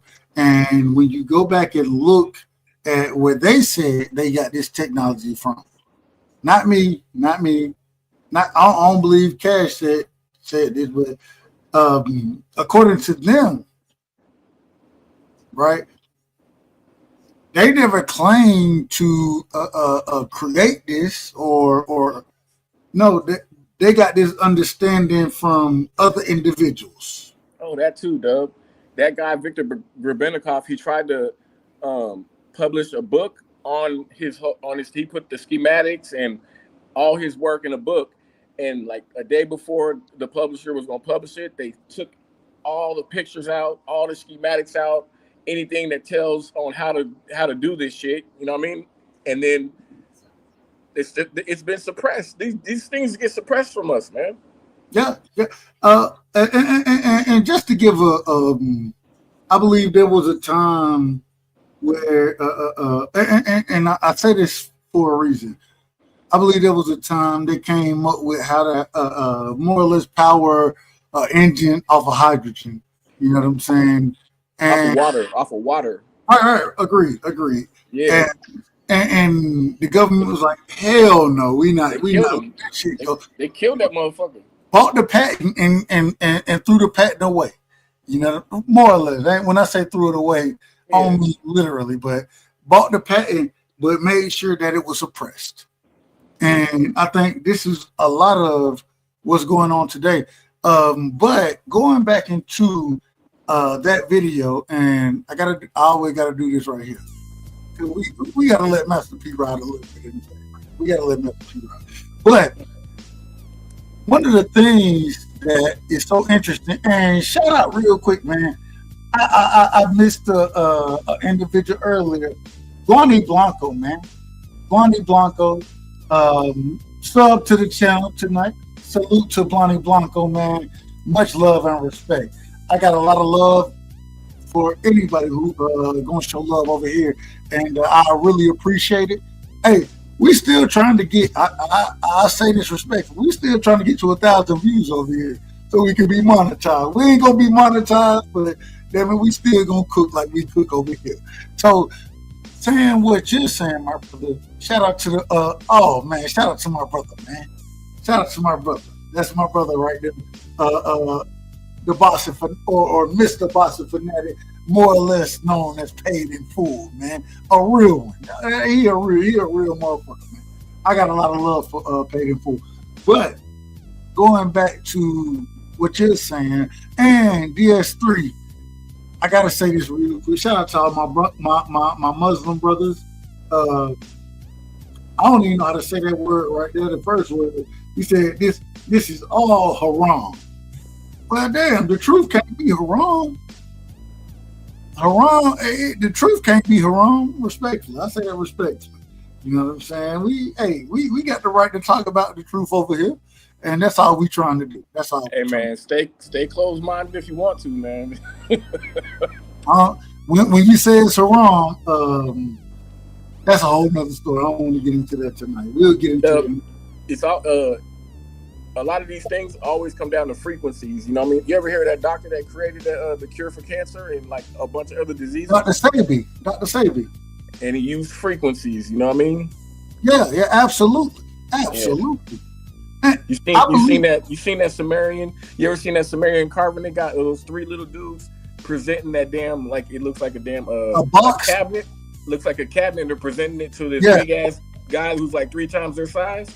They say it's just a drawing, but why the hell you gonna draw an individual that motherfucking big? Like no. They're presenting something to this guy, but if you look at the thing that's on top of the cabinet that they're presenting, it's a frequency. If you look it up, it's frequency 3835. You know what I mean? So I will tell you, I don't. You probably understand it better than I do, and I'm very honest about what I got a good understanding of. I've heard about that. I just don't have, and I do agree as far as frequency goes. And I've heard even to the degree that a lot of the way that they were able to move those larger blocks to build the pyramids and things, it went more into frequency than anything else. I don't have a good understanding of it, to be quite honest. Man, I got a theory on that shit. Go ahead.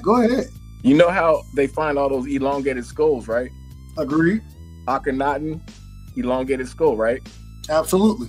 They find these elongated skulls all over the world. So you know how even some humans have like a minimal form of telekinesis, how they can move some shit with their mind? No, I don't know that. I don't know that to be a fact, right? Okay, well, look into that. Look into that, but then think about the theory about that movie Lucy. If you were able to use your mind, 100% of your mind, the powers that you would have, right? Agree.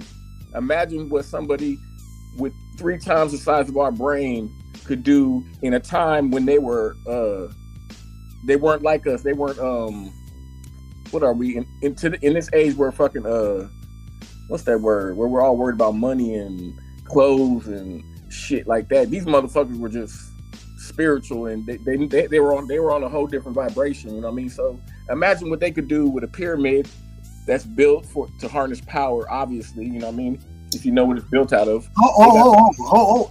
Wait a minute, real quick. That's not obvious because a lot of people don't know what the pyramids were built for. I agree with you. No, that's obvious. Hey, Dub, if you look into the pyramid, the very outer stone is Tura limestone. When it was brand new, the outer casing was white Tura limestone, and it has no magnesium in it, so it's an electric insulator. That means it's hold on. We agree. Me and you agree that. In my personal opinion, I think the pyramids were more or less a power source. We agree on that, and they never speak on the rivers that were running under them or anything like that. But yeah, that's what.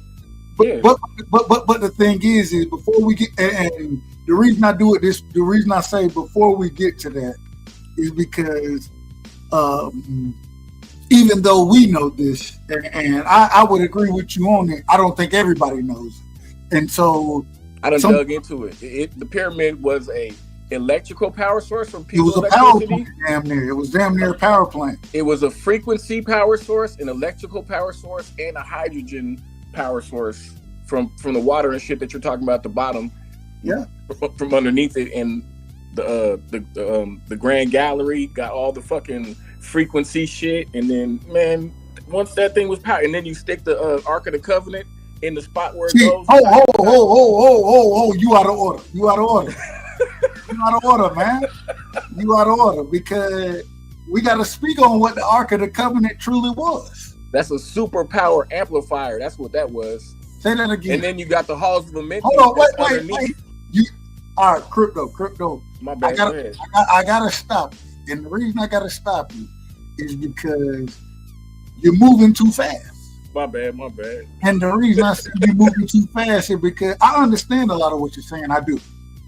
At the same time, a lot of this conversation, I mean, really, I'll be quite honest with you. The conversation is for me because, and this is me being quite honest, it's for me in my personal perspective because I can't talk to everybody about it. But I want to be very thorough in the way we present because when you just say the Ark of the Covenant was this, wait a minute. Folks don't even know what people still think the Ark of the Covenant was a damn box, right? And so when we speak on it, all I'm saying is when you give your explanations of it, and a lot of what I agree with, I think that you're more studied in it than I am. And so what I would say is educate me. Educate the people and speak as far as where people can understand what you're saying. But before I allow you to continue, I got to do this because y'all know how I am. I like to bring people on the right way, man. I got a dog in the building, man. I got an individual I would consider a heavy hitter, a real one, somebody who honest, somebody who gonna stand on their square. You know what I'm saying? Individual who is a brilliant mind, a brilliant boxing mind. Hell, me and him, we don't always fucking agree, but at the same time, I got a lot of respect for him. And this is my brother, man. This is my brother. And all y'all my brothers, man. I ain't gonna lie to you. I rock with all y'all, man. We got paid in full in the building, man. We got paid in full in the building. Paid, man. Welcome to the show, man. Thank you for allowing us to have your time. Hey, I hear the subject y'all tapping in on, man. I'm definitely one of the ones that definitely be deep into that shit, man. Hey, we welcome you to the conversation, and anything you want to add as we going on through this thing, man. Hey, feel free. You know what I'm saying? Yeah, for sure. Y'all are very knowledgeable, bro. I ain't really think a lot of people touch on situations like these, but I'm glad y'all did, bro. This definitely we need to bring more awareness to shit like this, because a lot of people don't want to touch on these type of subjects because they think it's conspiracy theories and shit like that. But when you actually get into looking into that shit, you will actually find out it's a lot of truth behind what they actually be hiding from us. I gotta tell you, one of the reasons, and I told Cash this, I believe 2 shows ago. I actually skipped it the last show I had, but I told him, I said, man, I love this is the stuff, and y'all know I'm a boxing head. Y'all know how I am.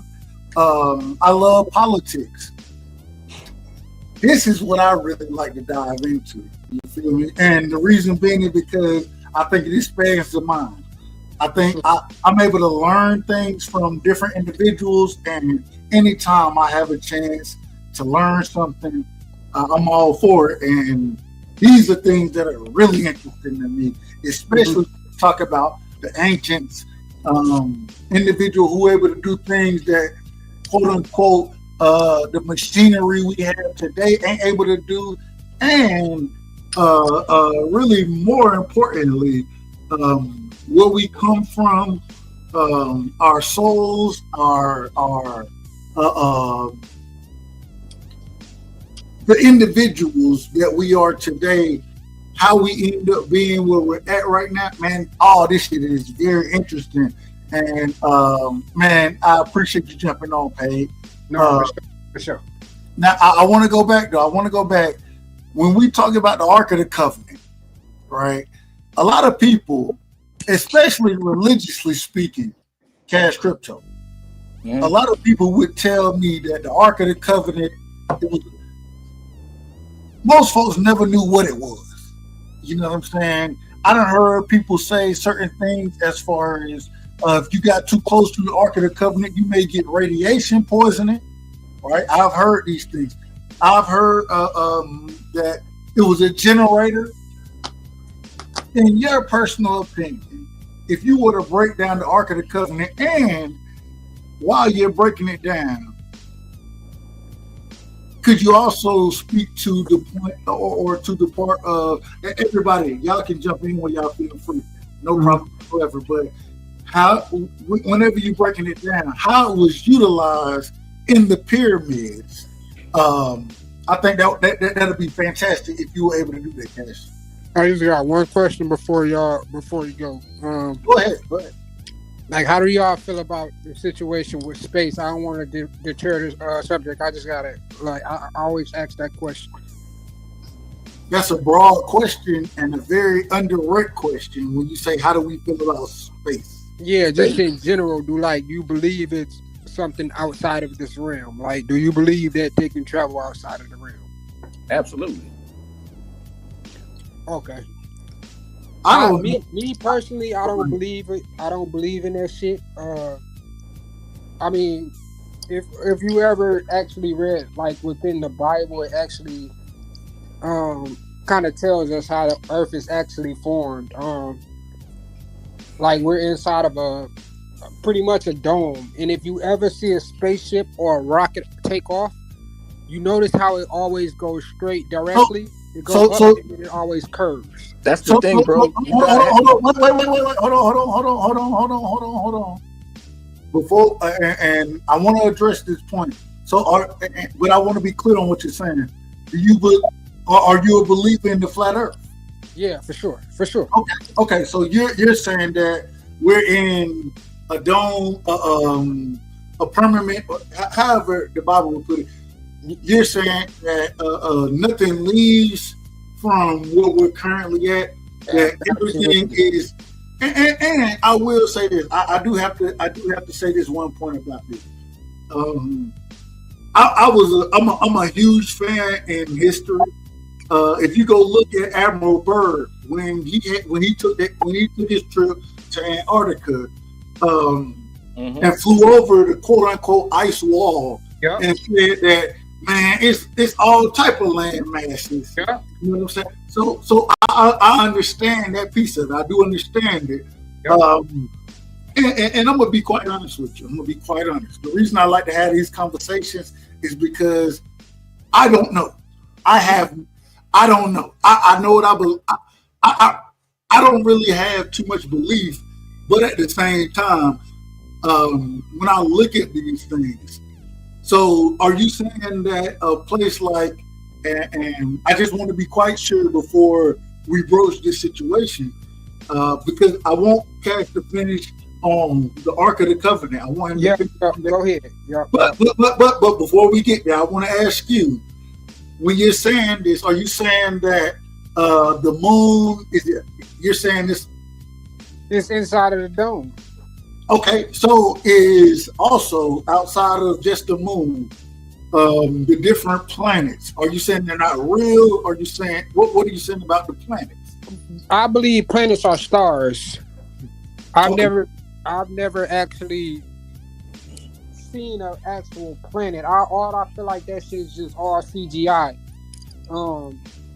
And you have actual people that actually has come out and also have said that they have never been to space. Everything that they do is 9 times out of 10 underwater. So the spaceships and shit that they claim, like quote unquote, like them walking on Earth. For instance, I think it was a guy that actually landed on Earth, on the moon, and he planted a flag. But in the back of that flag, you can actually see a shadow. Why? If we are out of space, what the hell is your shadow doing behind you? Okay. And I can argue both sides of it. I don't want to argue it yet because I want to finish the Ark of the Cup. I want to finish that piece of it. I want to hear more about that too, because that's the main reason why I kind of tapped in with y'all. I actually want to learn more. But at the same time, I do want to have that conversation as well. So Cash, I'll let you finish explaining. And once again, the reason I'm gonna ask you to explain is because I'll be quite honest. I don't know enough about it to explain it, even though I've heard and read different theories on what the Ark of the Covenant really was. I have, but I think you have a better grasp of it than I do, and I'm never. I ain't got no problem passing. I ain't got no problem with it. So I apologize, Cash. Go ahead. I'd have to find my notes to tell you exactly how it works, but about how it was built and how it works. But you know that it's the dimensions that are in the Bible for the Ark of the Covenant. That they fit the dimensions inside the so-called King's Chamber, right? King's Chamber, agree. In the pyramid. Yeah. So I don't know what the fuck it is, but I've been digging into this shit for like over 40 years, and what I think the Ark of the Covenant was a power a power generator. It was a power amplifier, but when you stick it in that spot in the pyramid, and you got the harmonic frequencies going at whatever they were doing with the frequencies, whatever frequency power they were able to create in there, and whatever fusion power they were able to create in there, and whatever what they got the fusion, the frequencies, and they got the sound. They got, once you got all those three different kind of powers going, boom, then you got that amplifier that just, you know what I mean, that just shoots it to a whole nother level. And then if you guys really dig into it, you got the halls of Amenti and the shit that's underneath the pyramid that they don't tell us about. Yep. And underneath the Sphinx as well. The Lost Labyrinth. The Lost Labyrinth. And so I have read about it. And I gotta say this. hell, I ain't looked into it for 40 years. Me personally, I ain't looked into it for 40 years, but hell, I ain't even 40 years old yet. But older than you, nigga. I'm an 88 baby. I'm an 88 baby. So I ain't had those opportunities yet, but I love. We right around the same age, shit. Yeah, no, I had June 30th, 1988. Yeah, I'm 89. December 9th, 89. No problem. Hey, happy birthday, my brother. Happy birthday. Appreciate it, boss. But at the same time, I have heard those stories, and I've heard even outside of just the Ark of the Covenant powering, or I don't know if it's necessarily the right word when I say powering, but and shout out to A1, man. Let me do this real quick, man. Shout out to A1, man. A1 gonna come in here and y'all know he won't smoke with everybody for no reason whatsoever. But shout out to my brother A1. One of the best basketball minds that I've ever talked to. So shout out to A1, man. Much love and respect, A1. Shout out to Picasso as well, man. Much love and respect. The masterpiece in the chat. Go ahead, Cash. If you dig into the history of what we know about the pyramids and the stuff that was around the pyramids that was still there, that they destroyed a bunch of shit. They did on purpose. So, Napoleon destroyed all those obelisks. It wasn't just one. Imagine like hundreds, or I don't know exactly how many obelisks there were, but there was a gang of obelisks lined up all together in a whole bunch of different spots. If you just look at it, it's like the ancient pyramids in like Angkor Wat. These places are not just power plants. Everything around them is like a big ass. If you were just lay like a power circuit on the ground and think of it in a grand size, that's what it was. Now let me ask you this. Because when we speak on it, and I like how Pay came speaking on the flat Earth theory of things. I got something on that too. And we definitely got to tap into that piece of it. But before we get to that piece, a lot of what individual would tell me, and I'll be quite honest, I ain't no astrologist, nothing like it, so I can't say it's facts or not. But they would tell me that regardless whether it was in Egypt, whether it was in South America, wherever it was, these pyramids, these structures align with certain star systems, more or less star systems. What's your thoughts on that? And then I'll let you finish, then we'll get into the flat Earth piece of it. About them being aligned with star systems? Yeah. Or if you know anything about it. If you don't, I understand.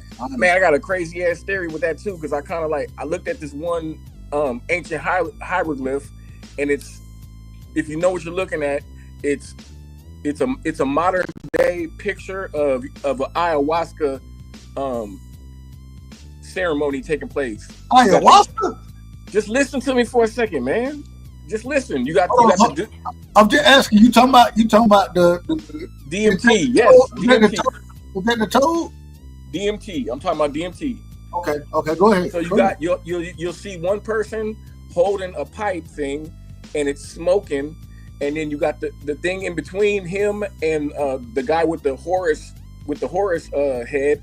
You'll see a blue lotus, DMT. They were smoking DMT. The hieroglyph is them smoking blue lotus, and the Horus, once you split the brain in half, you got the eye of Horus. That's pineal gland. Pineal gland. Yeah, you tie it all together. These I think that these ancient beings, Osiris and them, way back, way before 5,000, 10,000. I'm talking about whenever they lived, they were smoking DMT, I think.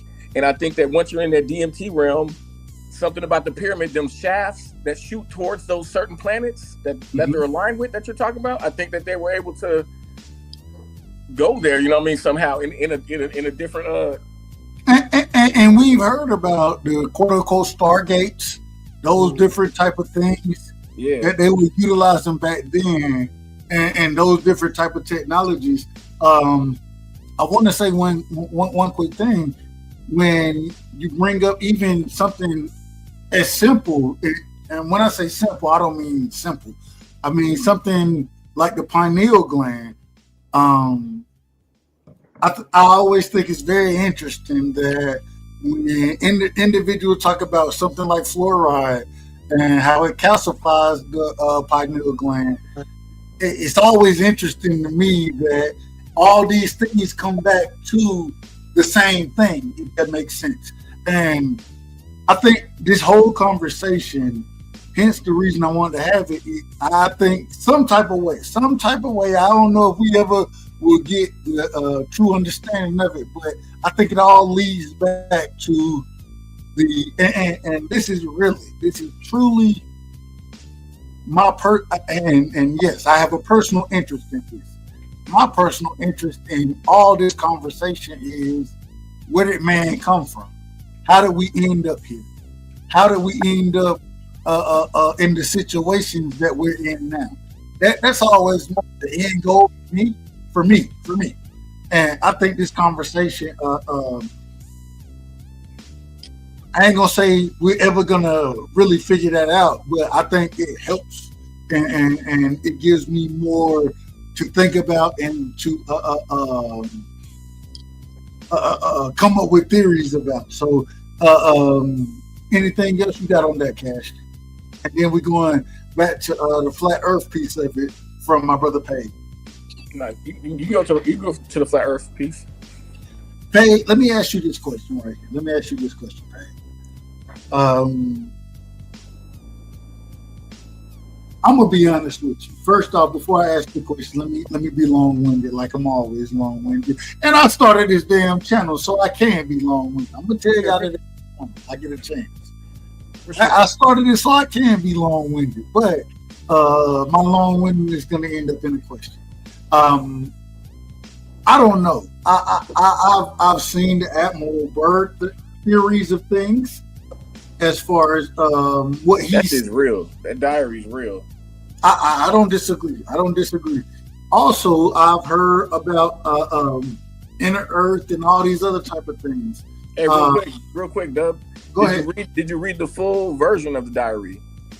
No, I didn't read the full version. No. Where they talk about the pyramids and the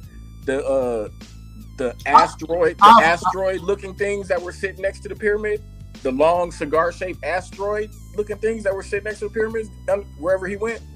I haven't heard that. I heard about the pyramids and being in Antarctica.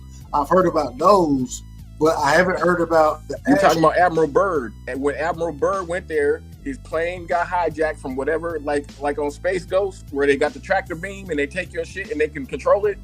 Okay. Yep. Hey, he got so on point. So they grabbed his plane and they pulled him down wherever underground, wherever they went. Boom. And when he landed, he said he was taken to a spot and he seen a big ass fucking pyramid, and there was 2 or 3 of these gigantic looking they look like, a Muamua, the thing that's crossed by us.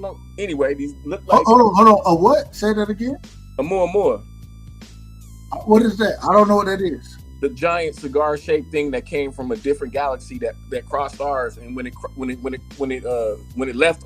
got super far away from us, it picked up speed, which ain't possible unless it's a fucking craft or somehow. You know what I mean? Let me say this real quick. Hey man, shout out to everybody in the chat, man. This is why y'all come over to the right side, because we're gonna be talking about shit that ain't nobody else having conversations about. Crazy. And this is why I love having individuals like Cash, like Pay, like D-Ray, like Thomas in the building, because individual who willing to have a conversation that most individuals not gonna have. And go ahead. I don't know nothing, and I'm gonna be quite honest with you. I've seen. I did a lot of research on the Admiral Byrd piece of it, but the more you said more, correct? Oumuamua. I haven't seen anything on it. I don't know nothing about it. So educate me. I have no problem. I was just saying because Oumuamua it would look like a cigar shape. It's supposed to be like the size of a football field or 2 football fields, and it's cigar shaped, and it's like an asteroid, supposedly an asteroid that came from a different solar system, and it came into ours, and then it passed us, and then it left out of ours, and then they're still tracking it, and it picked up speed. You know what I mean? The motherfucker ain't supposed to be able to pick up speed. But anyways, I just said that because these things that Admiral Byrd said that he seen next to the pyramid were cigar shaped, huge cigar shaped, like meteorite looking things. And he said that when he looked at one of them, he was looking at the pyramid at first, and then he said when he looked at one of the cigar shaped things that he felt something like an evil force that made him look away from it. You know, you got to dig into that and find the whole fucking the whole diary. You and the thing I plan to do, and we come to you, Paige. The thing I plan to do is, while I'm digging into it, we're gonna dig into it live. We're gonna do it on this channel. You know what I'm saying? And that's something that I got a passion for. Anyway, that's the whole story. We'll get to that. Hey, let me ask you this. Mm-hmm. I want you to break down your theory on flat Earth. You just heard Cash bringing up the things that Admiral Byrd said. Matt, hey, touch on anything you want to, but I guess I gotta say no homo with that one. Touch on anything you want to. No diddy, man, no diddy. But on the topic, man, break it down however you see fit. And man, I'm very interested in hearing your perspective on flat Earth and how you see things, and responding to what Cash said. Got you. I agree with everything that Cash said. Like I said, when he mentioned the with the flat Earth situation, so it is land beyond beyond Antarctica. So but beyond the ice wall. Hold on, let me ask this real quick. I'm sorry for cutting you off. Let me just ask this. When we're speaking on the flat Earth situation, do you believe that that there's what we know right now, as far as hell, even if we do look at the UN and what their I don't know what the word symbol, not really symbol. I don't know quite the word to use, but when you see it, hold on real quick. It's the Earth, or it's the land masses that we know of at this current moment in time. And before we get quite that in depth to it, let me ask a couple questions. And I know I have my opinion on it, but I want your opinion. When they're talking about the sun, I hear people, well, the majority, you know, if you listen to Neil deGrasse Tyson, I'm not a big fan, respectfully to him. I'm not a big fan of him. I think he be capping like a motherfucker. But yeah, he's a plant. That's a whole nother story, and hence the reason I love the whole government shit that go on, because I think a lot of these motherfuckers are plants. But when you look at it, they'll tell you that the sun is so many hundreds of millions of miles away and all this other stuff. It take light traveling at the speed it take it 7 minutes to get here. Then you hear other individuals, especially individuals who talk about the flat Earth, saying that the sun is, I believe they say 33 miles away from the Earth. It's interesting when they say 33 miles because that goes into Masonic. Yeah. That's a whole nother story. That's a whole nother story. And I don't even want to get into the Masonic stuff, the Masonic piece of it tonight. Not tonight, but just overall. If I would ask you to give me, coming from a flat Earth perspective, give me how how things are actually set up in this world that we live in today, that we experience today, how would you break it down to me? Okay, so with you actually on point when you brought up the UN, the United Nations. If you actually go and look at the logo of that, that's actually how the Earth is actually shaped. Which is a flat plane. It's pretty much on a flat plane. And that's why I always say, like, sometimes we gotta like pay attention to stuff. Like, for instance, even what Cash was saying, yes, I do believe it's land masses and stuff beyond the ice wall, but we're not allowed to explore that just because of certain treaties and things that they got in place or whatever to make you no different than Area 51.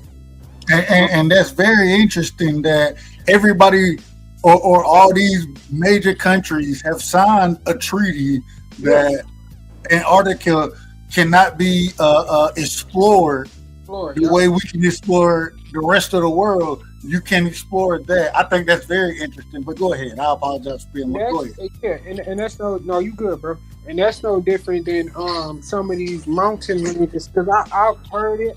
I've heard that it's actually the pyramids that they actually speak about is actually in the Grand Canyon. I haven't really studied too much on that yet, so I can't really confirm whether that's true or not.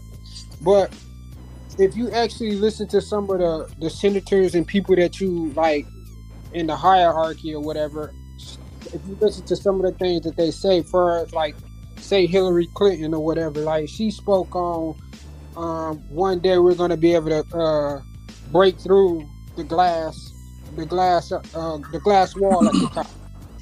But so they have never been out of space. Like, they've never been out of space, and that's also been confirmed by an actual technician that was actually a part of the this.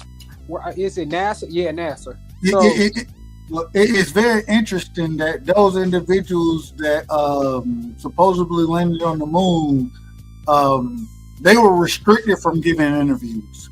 Yeah. Individual they were stopped from being able to speak on what,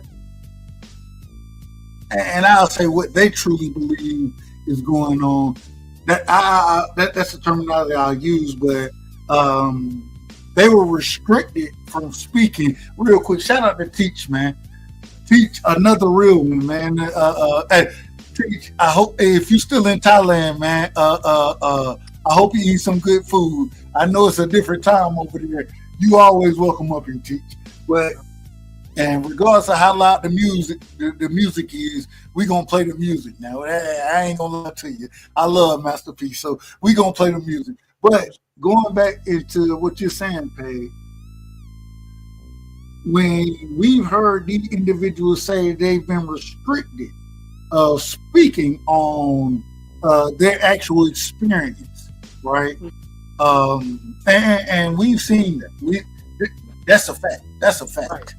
You understand what I'm saying? So sure. Keep cooking. I ain't no question asked. I'm gonna let you wherever you want to go with it, wherever you would take me. Go ahead, my brother. Yeah. So they were actually.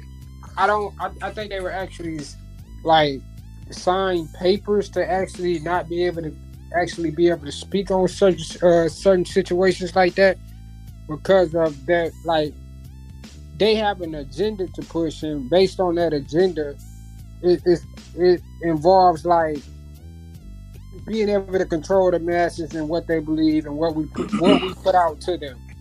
They also had a treaty, like you said, with the UN nations or whatever. They had a treaty with the extraterrestrials or whatever. Like, they have, like, those people have always been here, but they really never wanted to bring it to the forefront or whatever until they recently kind of admitted that extraterrestrials actually do exist. But even off of that or whatever, I'm just gonna say this, and then I'm gonna go back to what I was actually saying. If you go and look at the logo of NASA, you will see that it's actually the red part of it is actually a serpent's tongue. I bullshit you not. Like if you hold on. You said it's a what? It's a what? It's the actual serpent tongue. You know how snake tongue, like it's a split tongue. A split tongue. Yeah. If you look at the logo and you go and look at it right now, I bullshit you not. That's the actual serpent's logo of actual like the tongue part of it. But yeah, anytime you ever watch a space shuttle take off, it always goes directly up and then it curves. Like it curves on like going, you know what I'm saying, going up and then it curves. I'm just put it like that. Yeah, so they know that they never have been out of space or whatever.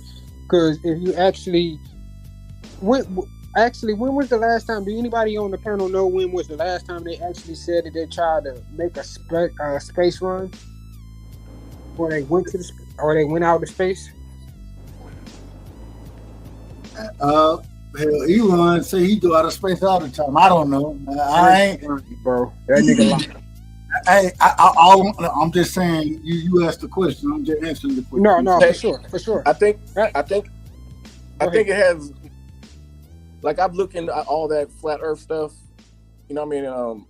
Some of it I can see, but once you learn how the pyramid relates to the Earth, you know the Earth is round. You'll just know the Earth is round. So you feel like we spinning on the ball? When you spinning on a ball, what do you mean spinning on a ball? Like you feel like we going all these miles in a circle, as they say? Like, no, I don't believe everything. I don't believe everything they tell us. Like this, I don't know exactly how fast we're going or how far we are from the sun, but that's why all that shit is like the sun and the moon is inside of the dome. That's why. No, I don't believe that. I mean, I can't. Only thing like, I can say is I'm gonna dig. I'm gonna find these pictures. I'm gonna find these pictures that I have. I've been collecting these pictures of these UFOs for like over 20 years, and I found a picture. You remember the app? We were talking about it the other day. Dubbed David Fravor, the guy who chased one of the UFOs down. Okay. So I got the pictures of how that thing looked and how when it's about ready to take off, it turns on its side, right, and then it takes off. You know what I mean? And then it goes warp, whatever it does. I found the exact same UFO on one of the damn rover missions on Mars that's taking pictures out there off in the distance. I'm gonna find these pictures for you. The exact same. No, real quick. I want to ask this thing, and I want to say this. I think one of the reasons I love the exchange of ideas, right? And so one thing I would ask is I would never try to pit you and Cash or Cash and Paid against each other. I'm not trying to do that. No. I'm not saying he's wrong. We very could well be on a flat Earth, but I'm saying once you get certain technology, you can get the fuck out of the solar system. That's all I'm saying. Or you can get out into space and get moving. Okay. And that's what I said. That's more stuff that I'll probably have to research on. I'm not knocking his ideas. Obviously, I mean we all up here. You know what I'm saying, giving our ideas for. I never really took offense to it. I think he got a brilliant mind just by the way he thinks, and stuff that he's been saying and stuff like that. So I respect it.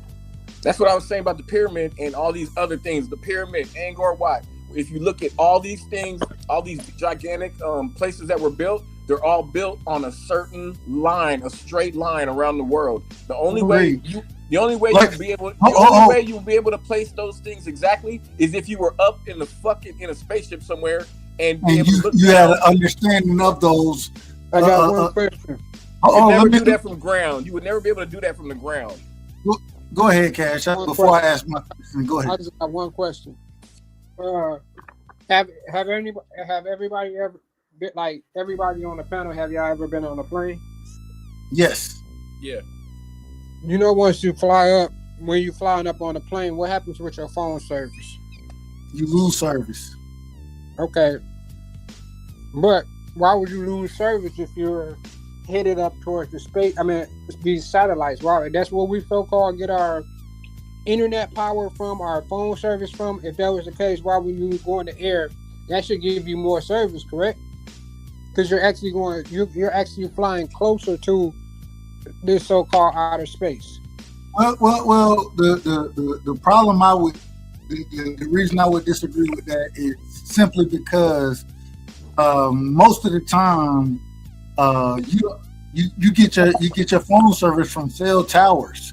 And it ain't necessarily satellites that you're getting it from. You're getting it from towers. Hence the reason, because if you were truly getting it from satellites, then I should be able to go from state to state to state, and I should never roam.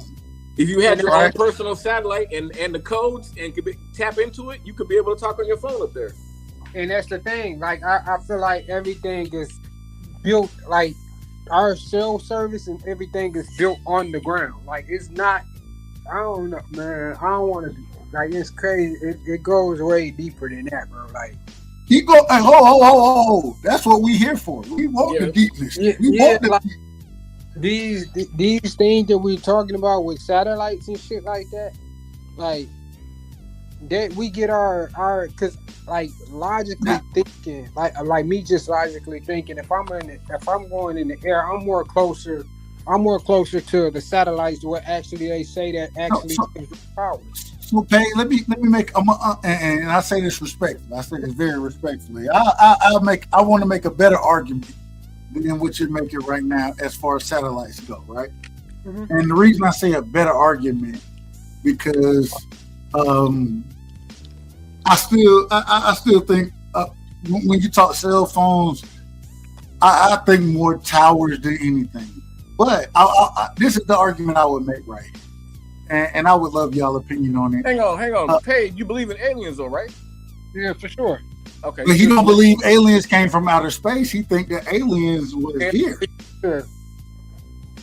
So, but hold on. Let me make this. I want to make this point real quick.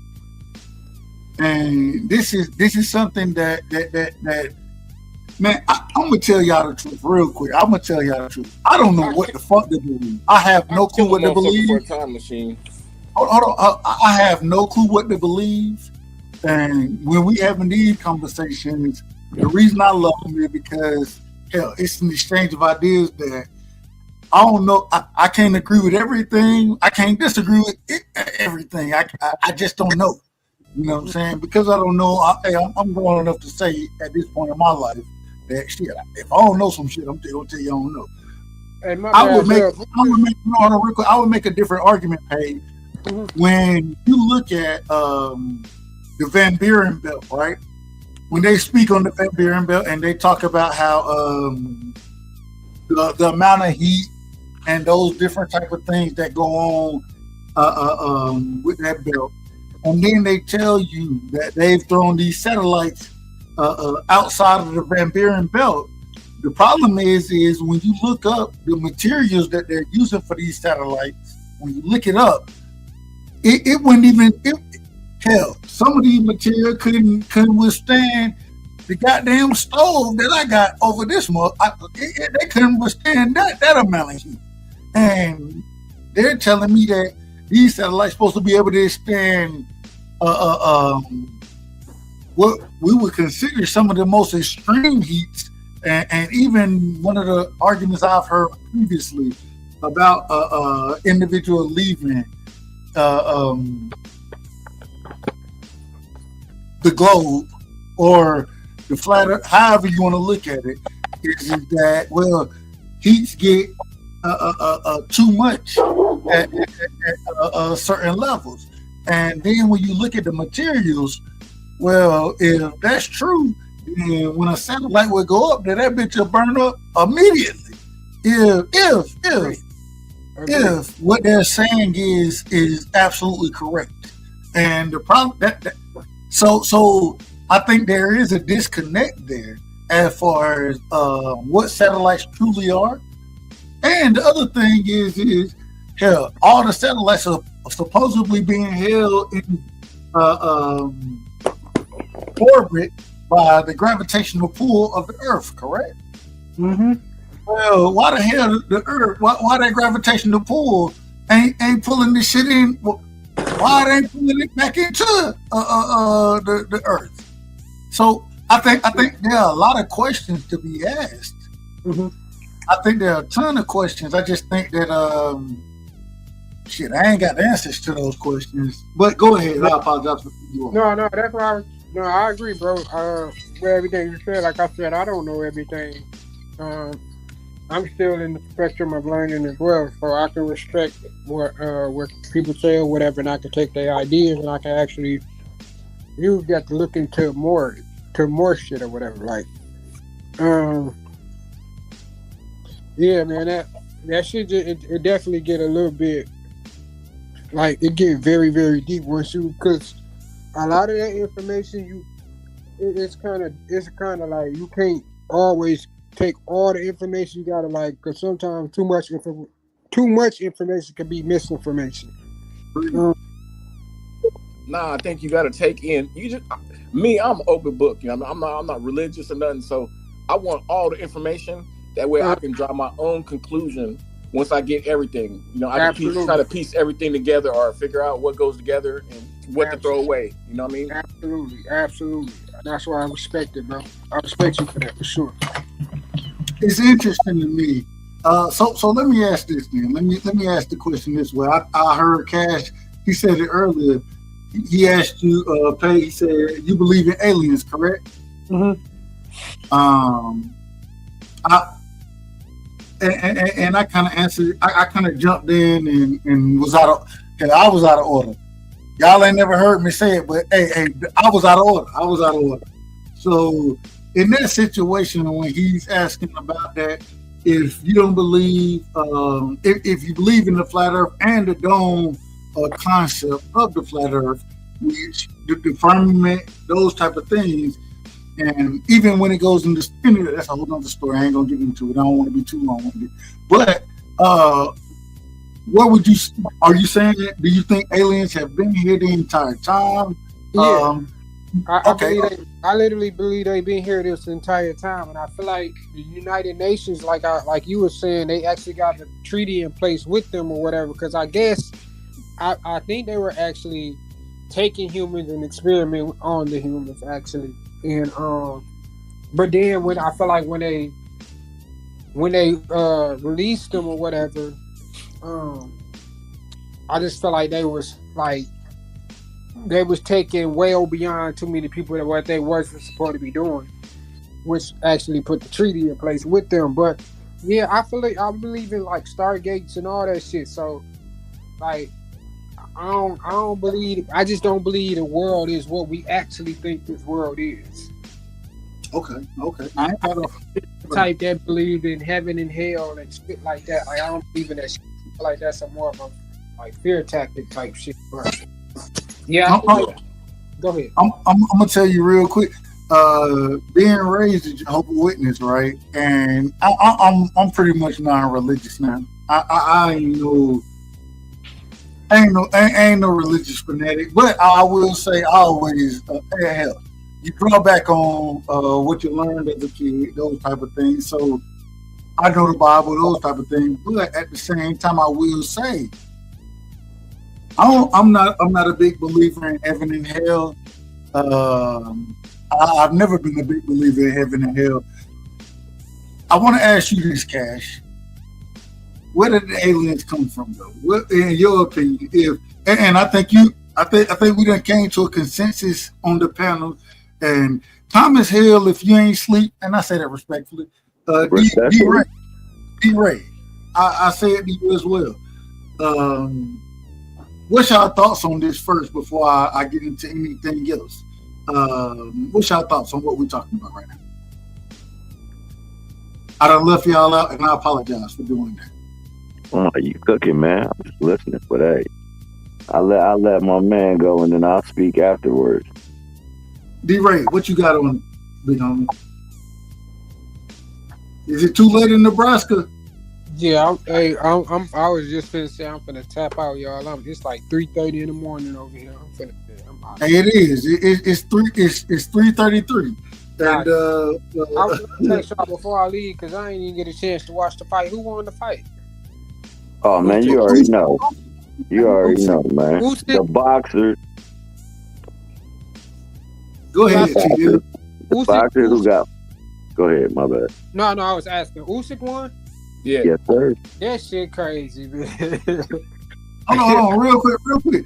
Thomas here, break it down as far as how that fight happened. Well, I mean, I think that in order for you know, somebody who has a great skill set and can move is going to be tough to deal with, especially if you have to be something to muddy up the water, so to speak, in the ring.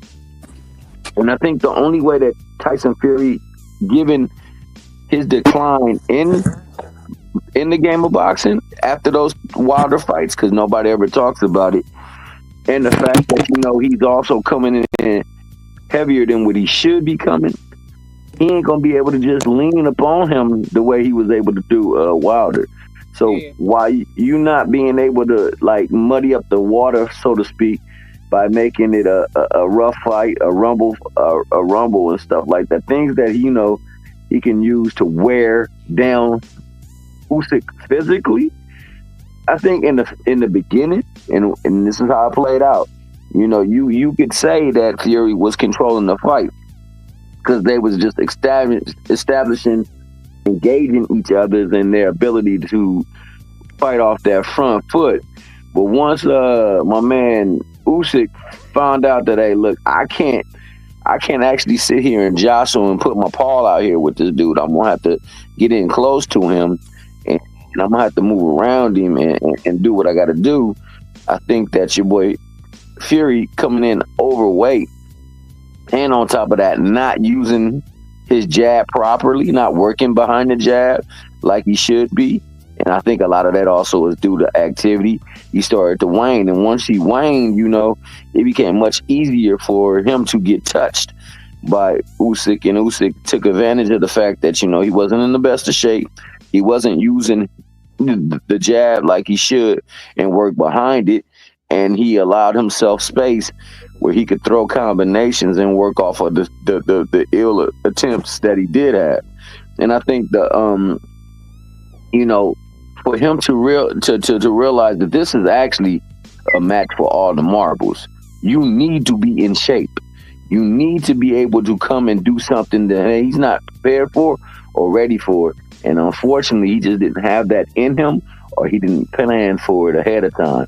And, whenever you get back to you're back against the wall, you're just going to go out there and brawl. And we see that oftentimes with fighters.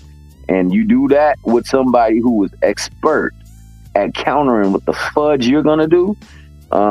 You put yourself in a predicament where you're going to be short a lot. And I think that's what took place in this fight, that he gave himself absolutely no chance by not using to his advantage the things that he actually did. You're coming in heavier, then you better be using that way for some reason, because you're not going to be able to move around with this dude all day. And unfortunately, he didn't. I don't know what was going on. I don't know if he just was fatigued. I don't know if he just was lost in the sauce, so to speak, or if just Usyk is that much better. But in the ring tonight, it looked like for boxing, he was better. And sometimes the better boxer does beat the most talented boxer. I don't think that Fury was a better boxer, and I don't think he was the most talented boxer. So I think Usyk just had him by every shape in every way. So that's how I saw the fight. Man, I don't think. No, go ahead, kid. I just don't think Fury's elite, man. Because to me, I love the sport of boxing, but I hate how corrupt it is, because I feel like we all know Wilder should be the undisputed heavyweight champ if he didn't get cheated in those Fury fights. So I feel like they fabricated a white heavyweight champion. So I mean, I respect the matchup, but to me, it's just it ain't the right person with the belts, man. At the end of the day, shit. And there it is, man. Shout out to my brother Peyton in football. I want to get back into this cook, man. I want to get back into it. I'm gonna just be honest. Boxing ain't that interesting to me right now.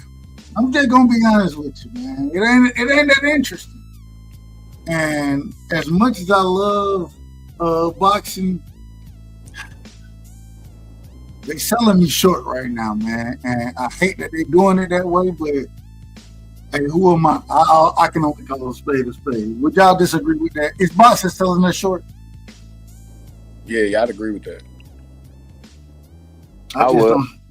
I just don't have much to say. I also agree that there's a lot more interesting things going on in the world, knowledge to be obtained. And that's what we on the journey right now, man. We all on our own personal journeys. You feel me? But anytime I have great minds around me, I'll pick y'all mind on boxing any day of the weekend. I don't always get this opportunity. I ain't even know that niggas was thinking like I was thinking, you know what I'm saying, or willing to have the conversations that we having right now. And I think that's important. I think it's important. You know what I'm saying? And I will say this. We're probably going to shut it down because, it's about to be 4 o'clock. I got to drive. I got to drive to the city tomorrow, you know what I'm saying? And hey, write this name down, Doug. Go ahead. Phil Schneider. Hold on. Spell the last name, if you don't mind. I think it's Snyder. Schneider. Phil Schneider.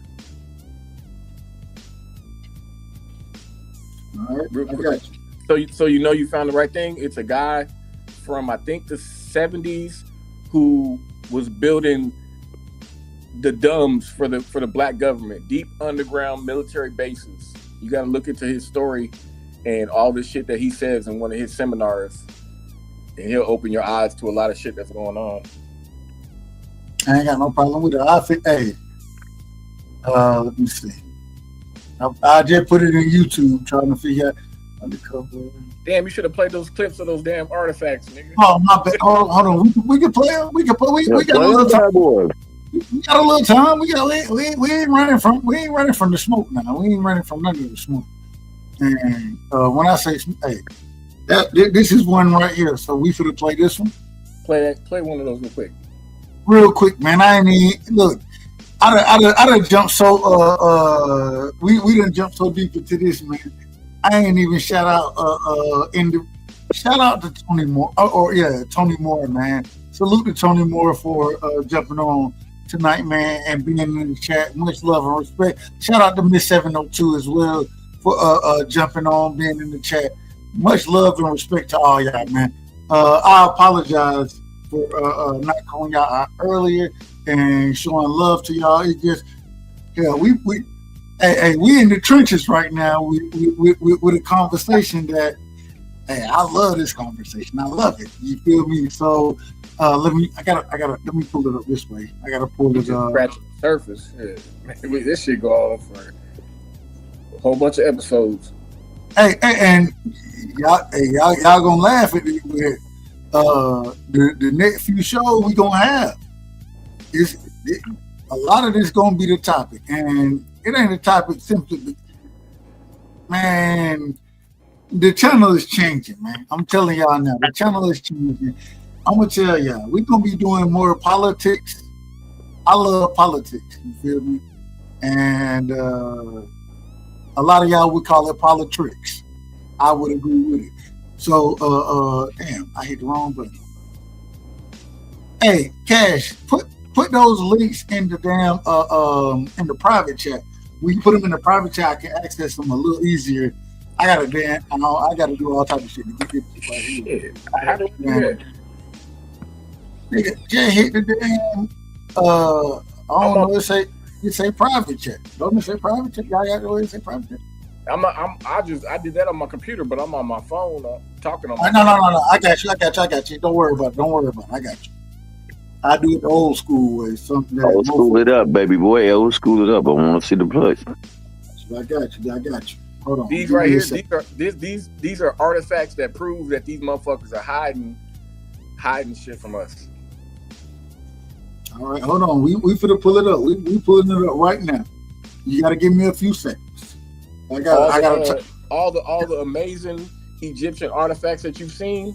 man, these two little things blow all that shit out of the water, and these are just things you can hold with your hands. So imagine the shit that they got in they vaults or in they fucking somewhere that are humongous, or you know what I mean, like at the Vatican, man, all that shit at the Vatican. At the Vatican, yeah. I see that respect. Even though the Vatican corrupt in the motherfucker too, in my opinion. Yo, let me say this, bro.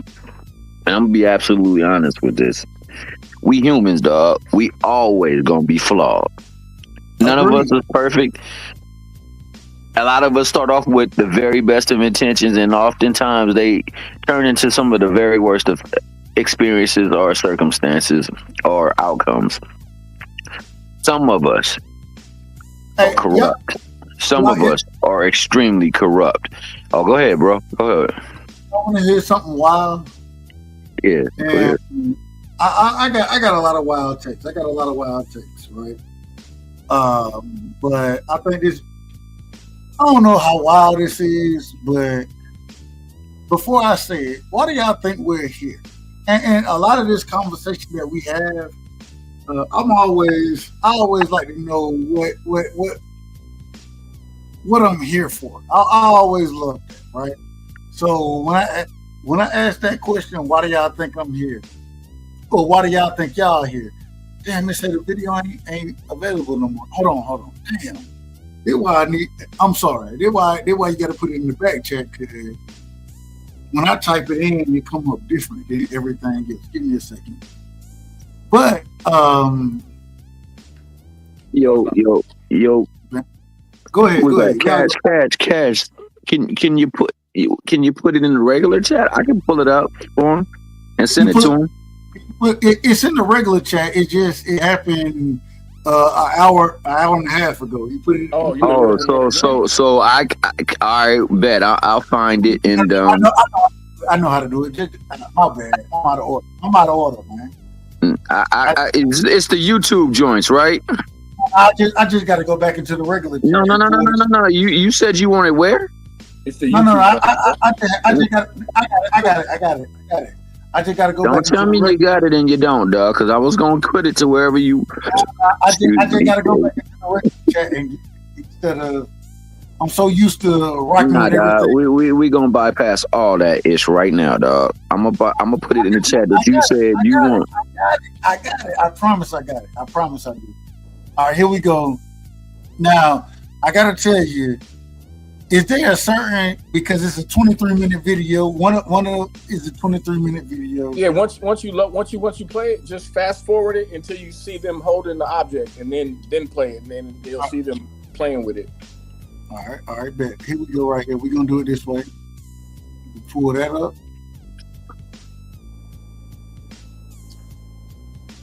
I always say, y'all know.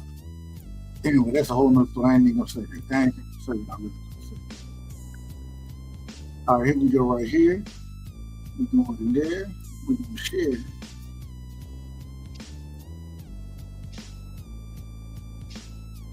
All right. We got it up. Let me turn the music off. Turn the Mickey freaking music off. Like, here we go right here. Y'all let me know if y'all can hear this right here. Y'all let me know if y'all can hear it. Can hear it. Hear it? Yeah, when we did hear it. All right, Cash, man. I'm gonna start it. I don't know exactly where to go. You said go to where? You don't have to go too far. It's hang on. That one is in the land of the pharaohs has fascinated us for centuries. Every year, Egyptologists and locals discover incredible relics. You go to like 1 minute and let it play.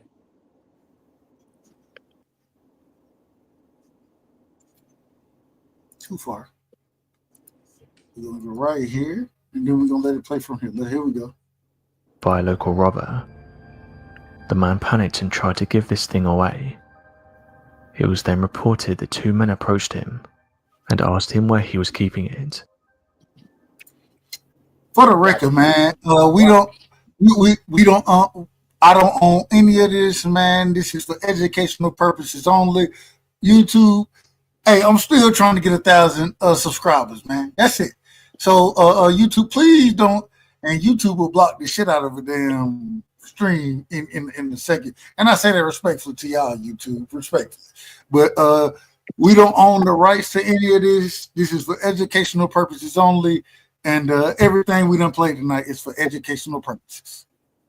Shortly after this, the robber was never seen again. The man who sent me the email said that many of these strange... Say it again? Just like pay close attention to what this thing can do. Okay. Artifacts don't get shared with scientists, as they say they soon go missing and that they're never seen again.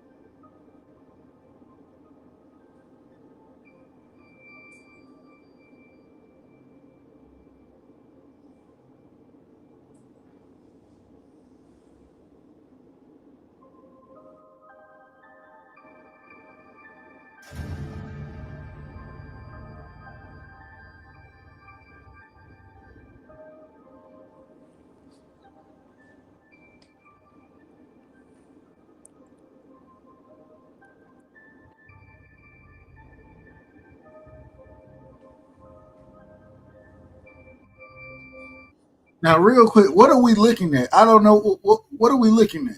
Okay, you didn't hear him. He said there was this dude that found this thing, or he dug it up or something, and he must have showed it to somebody, and some guys came to talk to him or something, and he was never seen again. So this motherfucker's been lost ever since then. Okay. Go ahead. All right, here we go. We're gonna keep it going.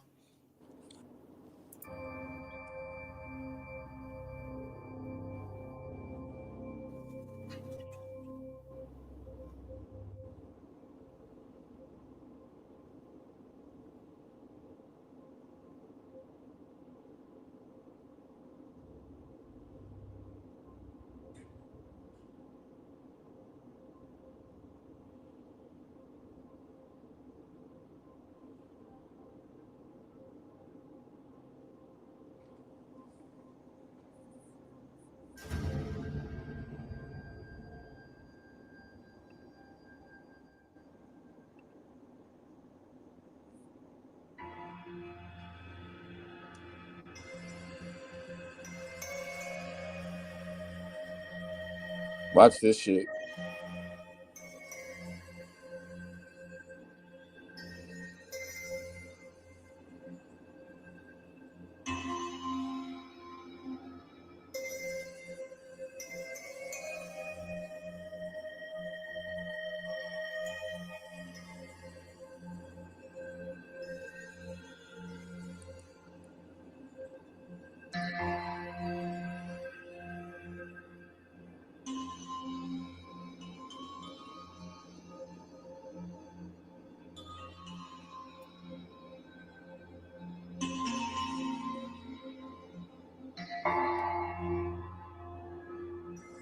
Not many people have seen this video, but those who have said it's interesting. Some have theorized that it could be a modern recreation, but just looking at the video, the artifact does look old, and it also has the nose missing, which is consistent with other Egyptian discoveries. When it was shared to online groups, those who saw the video were impressed, with one user saying the following: "I've been to Egypt and there's just something about it that doesn't feel right. I remember being on a tour and they told us how the structures were made, but to me it just doesn't add up. I feel like there's a huge chunk of history we're not being told about, and it's frustrating because we have the evidence right in front of our eyes. Yet it seems that historians and archaeologists don't want to look at alternative theories to try and explain these things. To me this looks ancient. That's it though, you can play the other one. Because it seems that a lot of these have been deliberately hidden from..." Say it again? I said that's pretty much it. You can play the other one. Okay, hold on. Let me pull the other one up real quick. Have you ever seen some shit like that? Nah. All right. But hold on. So while I'm pulling the other video up, break it down. And the reason I say it because this is what I think happened, Dub. I think that somebody. What are we looking at? What are we truly looking at right there, in your opinion? We're looking at a one of these super ancient artifacts that they found underneath the Giza Plateau, down in those chambers that we know they're down there, that they don't want to let us know. You know what I mean? Underneath, there's a passage to get under there that's under the Sphinx. There's another one in the middle of the Sahara Desert. There's a fucking staircase. Have you ever seen that? Man, that shit's crazy. A big ass staircase that goes down into the fucking ground, man.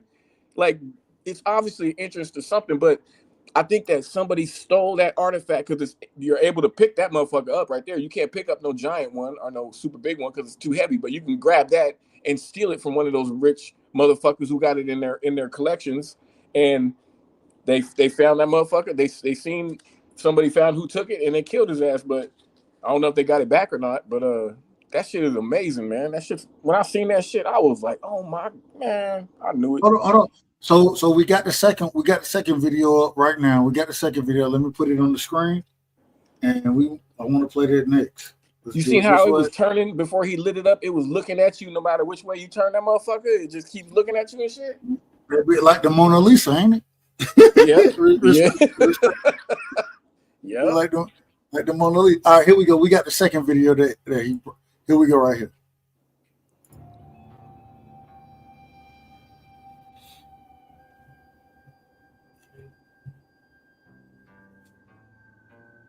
Illegal digging, also known as looting or tomb raiding, has been a persistent problem in Egypt for many years. The country's rich archaeological heritage and the lure of valuable artifacts have made it a prime target for looters. According to a 2018 report by the Egyptian Ministry of Antiquities, there were more than 30 cases of illegal digging or attempted illegal digging reported in the country that year alone. However, it is believed that many more cases go unreported. Illegal digging can have a devastating impact on Egypt's cultural heritage. It can lead to the destruction of archaeological sites and the loss of important artifacts that can never be recovered. It also fuels a black market for antiquities, where stolen artifacts are sold for large sums of money. The Egyptian government has taken steps to combat illegal digging, including increasing penalties for those caught and stepping up patrols of archaeological sites. However, the problem persists, and more needs to be done to protect Egypt's cultural heritage from looters. Just recently, a video of a digger was uploaded to social media, where the user said that they found something interesting. The object in question appears to be gold, and has on the back of it hieroglyphics, while on the front is what appears to be an unknown female Egyptian.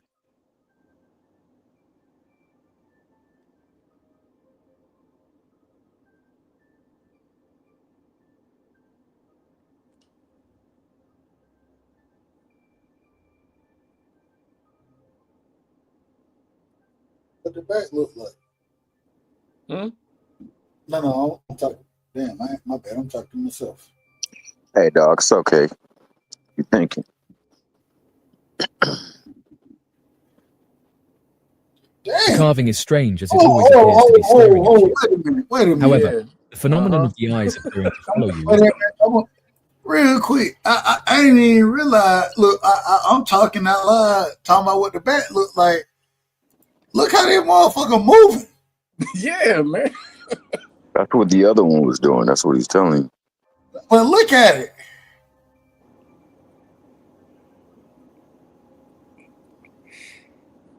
That shit crazy. Man, that shit is amazing. The carving is strange, as it always appears to be staring at you.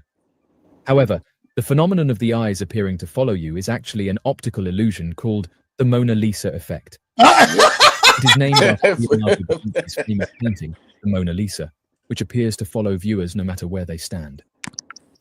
The effect occurs because of the way our eyes perceive objects in the visual field. When we look at a painting or a portrait, our brains perceive it as a Hold on. Wait a minute. And mind you, this is my first time watching this video. I said the Mona Lisa thing a second ago. My thing is this though. We're talking about ancient, and I understand. I do understand that, and I think we all agree they had some type of technology moving in different ways than we can truly understand today. But this ain't no damn paint. This shit is in damn stone or rock or whatever it's in. And the Mona Lisa effect is one thing, and it's one thing for it to be a painting. Yeah. He moving the damn rock around. It ain't just the painting looking at you. It like the head moving.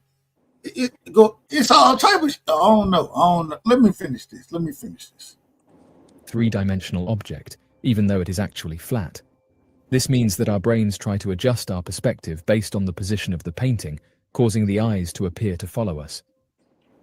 Oddly enough, though, it's reported that the digger who found this artifact also found various other ancient relics, saying that gold bars along with small golden statues were also found.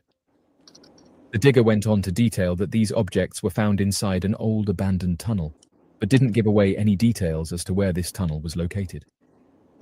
Ancient Egypt was one of the most important and influential civilizations in human history. The discoveries and artifacts left behind by the ancient Egyptians provide valuable insights into their culture, religion, social structure, art, and technology. There are various reasons why people illegally dig in Egypt, but most of them are driven by the desire to find valuable antiquities that can be sold on the black market. You can stop it though, Dub. They're not. That's the end. So this is the thing right here. I gotta say this. Let me tell this thing. I gotta say, and please, y'all, who is this? Unexplained Mysteries. We only using your content and this footage for educational purposes. We don't. Hey, we're gonna give you all the credit in the world for producing this footage. So, man, don't tell YouTube on me. Respect. Dub, have you ever seen the these stones that kind of look like a weathered pyramid with a pyramid on the bottom of it? So it's kind of like a diamond shape, kind of, but they're stones and they have hieroglyphs on them. And I seen this dude hold the stone in his hand, and then he turned the fucking lights off. Damn, what did he do? He put a mirror to the back of his hand, and he turned the lights off, and it like you could see his bones. Like it was like an X-ray vision type shit. Man, I've seen some crazy things, man. Why you didn't share that? I gotta find that motherfucker. It also find that nigga, bring it down. Don't be talking about some stuff like Thomas. So this is the thing, though. This is the thing. Hold on, real quick. Hold on. When you put that stone in, wait, you out of order. You out of order, man. How you gonna tell me to hold on? No, I'm gonna joke. I want to hear what you have to say. It's a joke. But he is out of order. When you put this stone, Thomas, you out of order too. You out of order too, man. You guys, when you put this stone in the water, the water starts to boil instantly.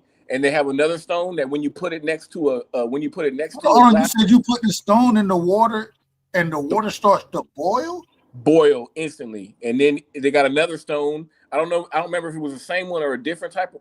And you got a stone that if you show it in the mirror and put your hand in front of it, you see the damn bones in your hand. It's like, I'm gonna find the video. Yeah, but listen, you put the stone next to a bottle of water, like next to it, and it makes the water start to turn red. So it made me think of that story in the Bible, Moses and the red water or whatever the fuck happened, like turning the water into blood. Yeah, type shit. Yeah, that's what it would make you think of when you see it. It make the water start to turn red. You guys, like it was crazy. I don't know if that was Moses, but respectful. I don't know. That's why I asked you. You said you know the Bible, nigga. That's why I asked you. You didn't ask. You made a statement. That's why I said, let my people go. But this is the thing right here. This is the thing. And it's so interesting. It's Tell me so that shit ain't crazy though, man. Those things, those artifacts. No, it is. And even in the when we're speaking biblically, right? Some of the things that you see in the Bible, it's like, man, what the hell? that ain't real. Like, or this is what they perceived at that time, but then to have certain things like that come out, you know what I'm saying? It's like, no. What these folks was dealing with was a different level of science, of ingenuity, everything. Yeah, it was a different level than what we're accustomed to and what we understand. One thing I've always said, one of the reasons I have so much, the two places I spoke on a lot tonight, Egypt and Sumeria. One of the reasons is because here, what was Jesus at before Jesus was and when I say Jesus being Jesus, Jesus was always Jesus according to the scriptures. I don't know how much I truly believe in that piece of it, but at the same time, what was he raised at? What did he learn at? The man learned in the mystic sciences of what? Egypt, Kemet. Egyptian mysteries. Yes, Yeshua. Same thing when we talking about Moses, or Moses, Noah, Abraham. Excuse me, I'm out of order. I'm all the way out of order. So, but Abraham, where did he learn from? He didn't learn from. He learned Ur of the Chaldeans, Sumeria. You understand what I'm saying? And so, hence the reason the reason I've taken, and one of the reasons I wanted to have a show about the ancient civilizations is because although I always tell you I don't know exactly what is true and what isn't. I don't know. I'll never profess or claim to know that. But this is what these people said they grew up in and learned from and came from and these type of things. Well, shit, what did these folks know then? And then when you look into what they were knowing, man, it's interesting that if you look at Sumeria and you look at Kemet, Egypt, they have a lot of the same practices, a lot of similar beliefs. Everything ain't apple. It's technically apples to oranges. You know what I'm saying? But a lot of what they're speaking on kind of align with each other, and that goes into other ancient civilizations. And so I just think, amazing, absolutely amazing.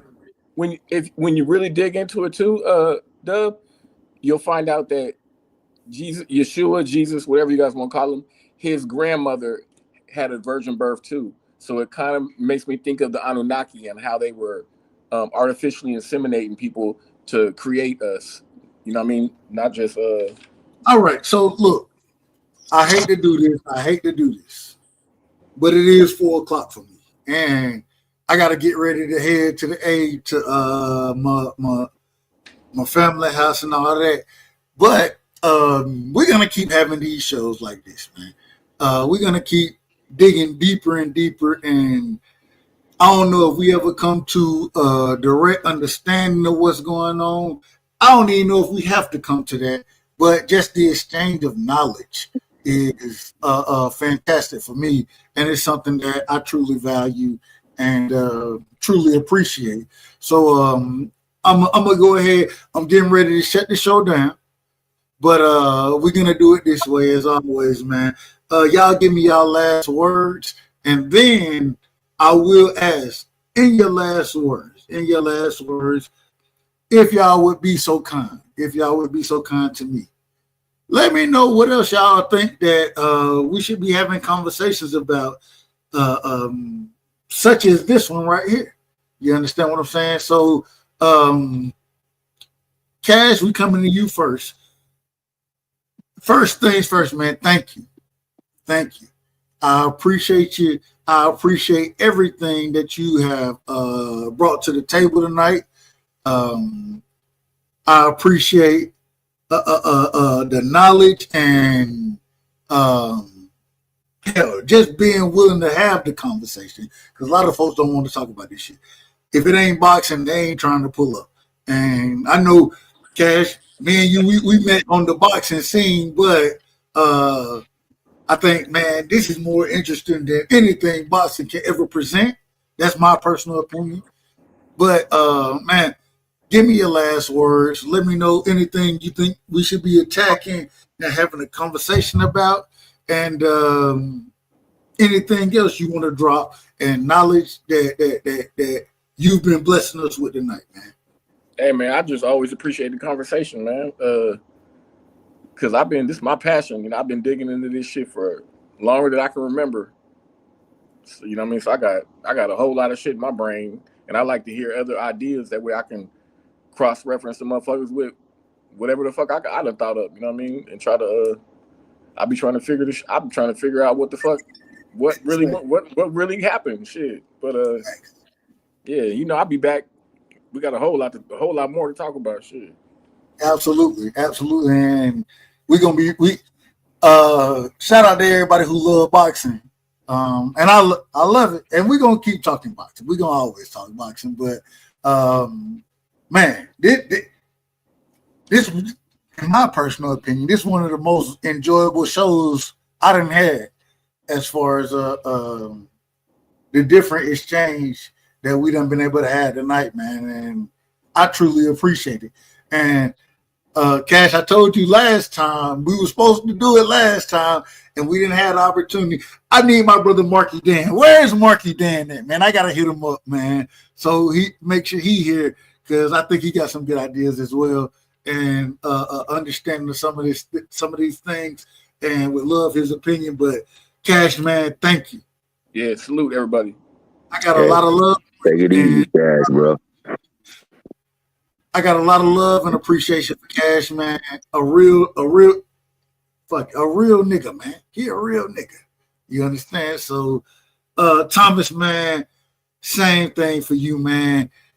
I appreciate you pulling up, having this conversation, being a part of the discussion, giving your thoughts, bringing light to the different things that you brought light to tonight. And, man, thank you. I truly appreciate it, Thomas. Give me your last words, my brother. Much love and respect. Hey, man, shout out to my good guy, Mr. Respectfully, the right side. You know, shout out to the vision to talk about things that are maybe not popular and things that are kind of unexplained. I believe in any walk of life, you're going to find something that's greater than you. And oftentimes it's kind of hard to apply anything to it because you fail in comparison to it. Therefore, our scope of knowledge may be finite, where it may take something more infinite to be able to ponder or to pontificate what it is, man. I'm not one to say anything is out of the realm of existence, but I do believe in a higher power. And I believe that higher power said that there were things that you would see that you won't be able to explain. I think that in times when we look at the scripture, it says of things that's kind of hard to fathom, even into these days right now where we got more technology, and that's the presence of a higher being, a higher power. And in that higher power, we can find answers, but only in that higher power. So for us to sit here and discuss is always going to be something that's going to be intriguing. It's always going to be something that's mystifying. It's always going to be something that's going to lead you to search for more and more and more. But let us just know that, man, in this search, don't lose ourselves. Don't lose our purpose, to find our purpose and to find ourselves, and to find ourselves in a part where we can talk one with another without bias, without vitriol, and without aspersion, but that we could just have the meeting of the mind, man. So if we do venture out, man, we venture out. I think we should start looking at things that we can't explain and see how we go about trying to connect to the relevance of today. I got so much more to say, man, but to save my time, I'll say it in another time when I can actually speak and not close, so that we can discuss it. There are things that we could always try to find, and we always can try to prove within the sport as well as outside of the sport, man. And thanks for the platform, baby boy. Always a pleasure. And shout out to my man, D. Mickey Fricky Ray on the Mickey Frickin' Live. And he always on that Mickey Frickin' Drive. Shout out to that guy, too. That's my guy right there. Hey, Thomas, What's up? I gotta gotta tell you, one of the reasons I love these conversations, and I'll be honest, I think that it's gonna get to a point in time that outside of just this conversation or any other conversation we have, we're gonna be moving into, like you brought out, the higher level of self, the higher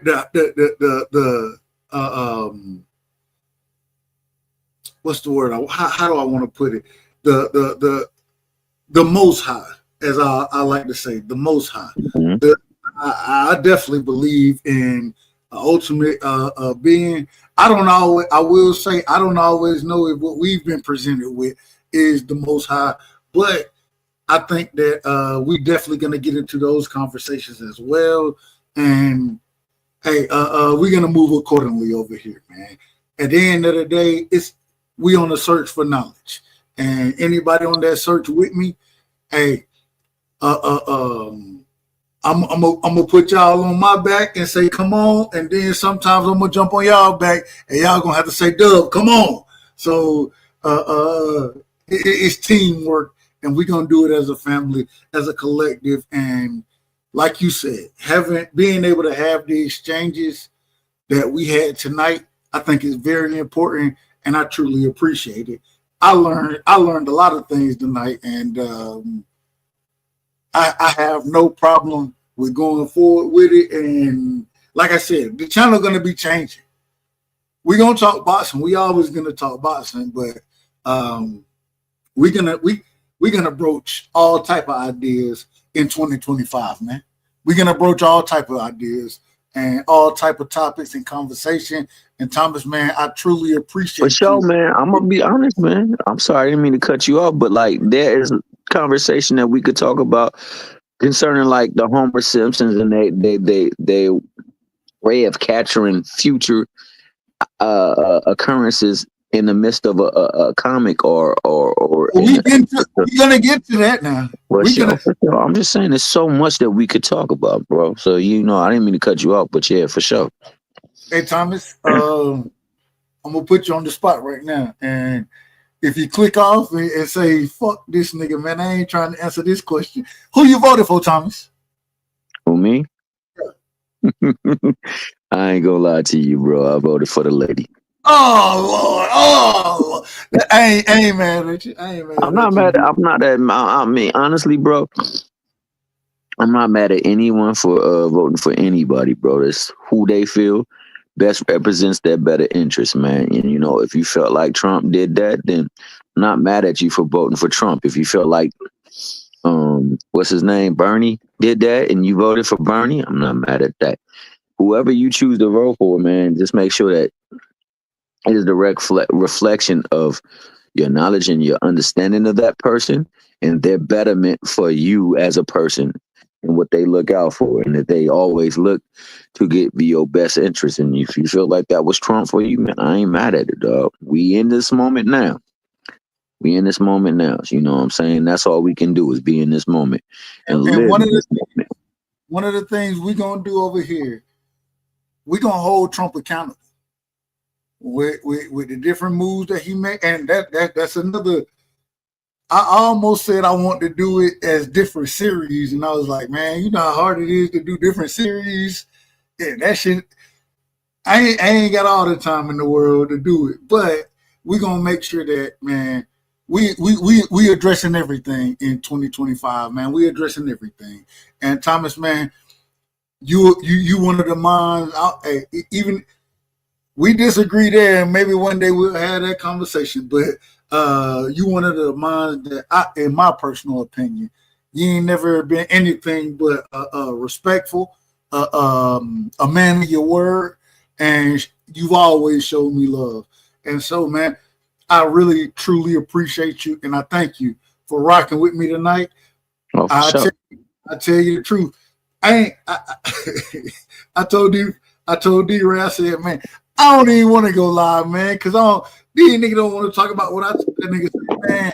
You just gave me a monologue on the damn phone. Get your ass live, man. So shout out to D-Ray for pushing me that type of way, man. And Tommy, anytime we live, man, you more than welcome. And I truly appreciate everything you bring to the panel, the brilliance, the thought process, the different perspective.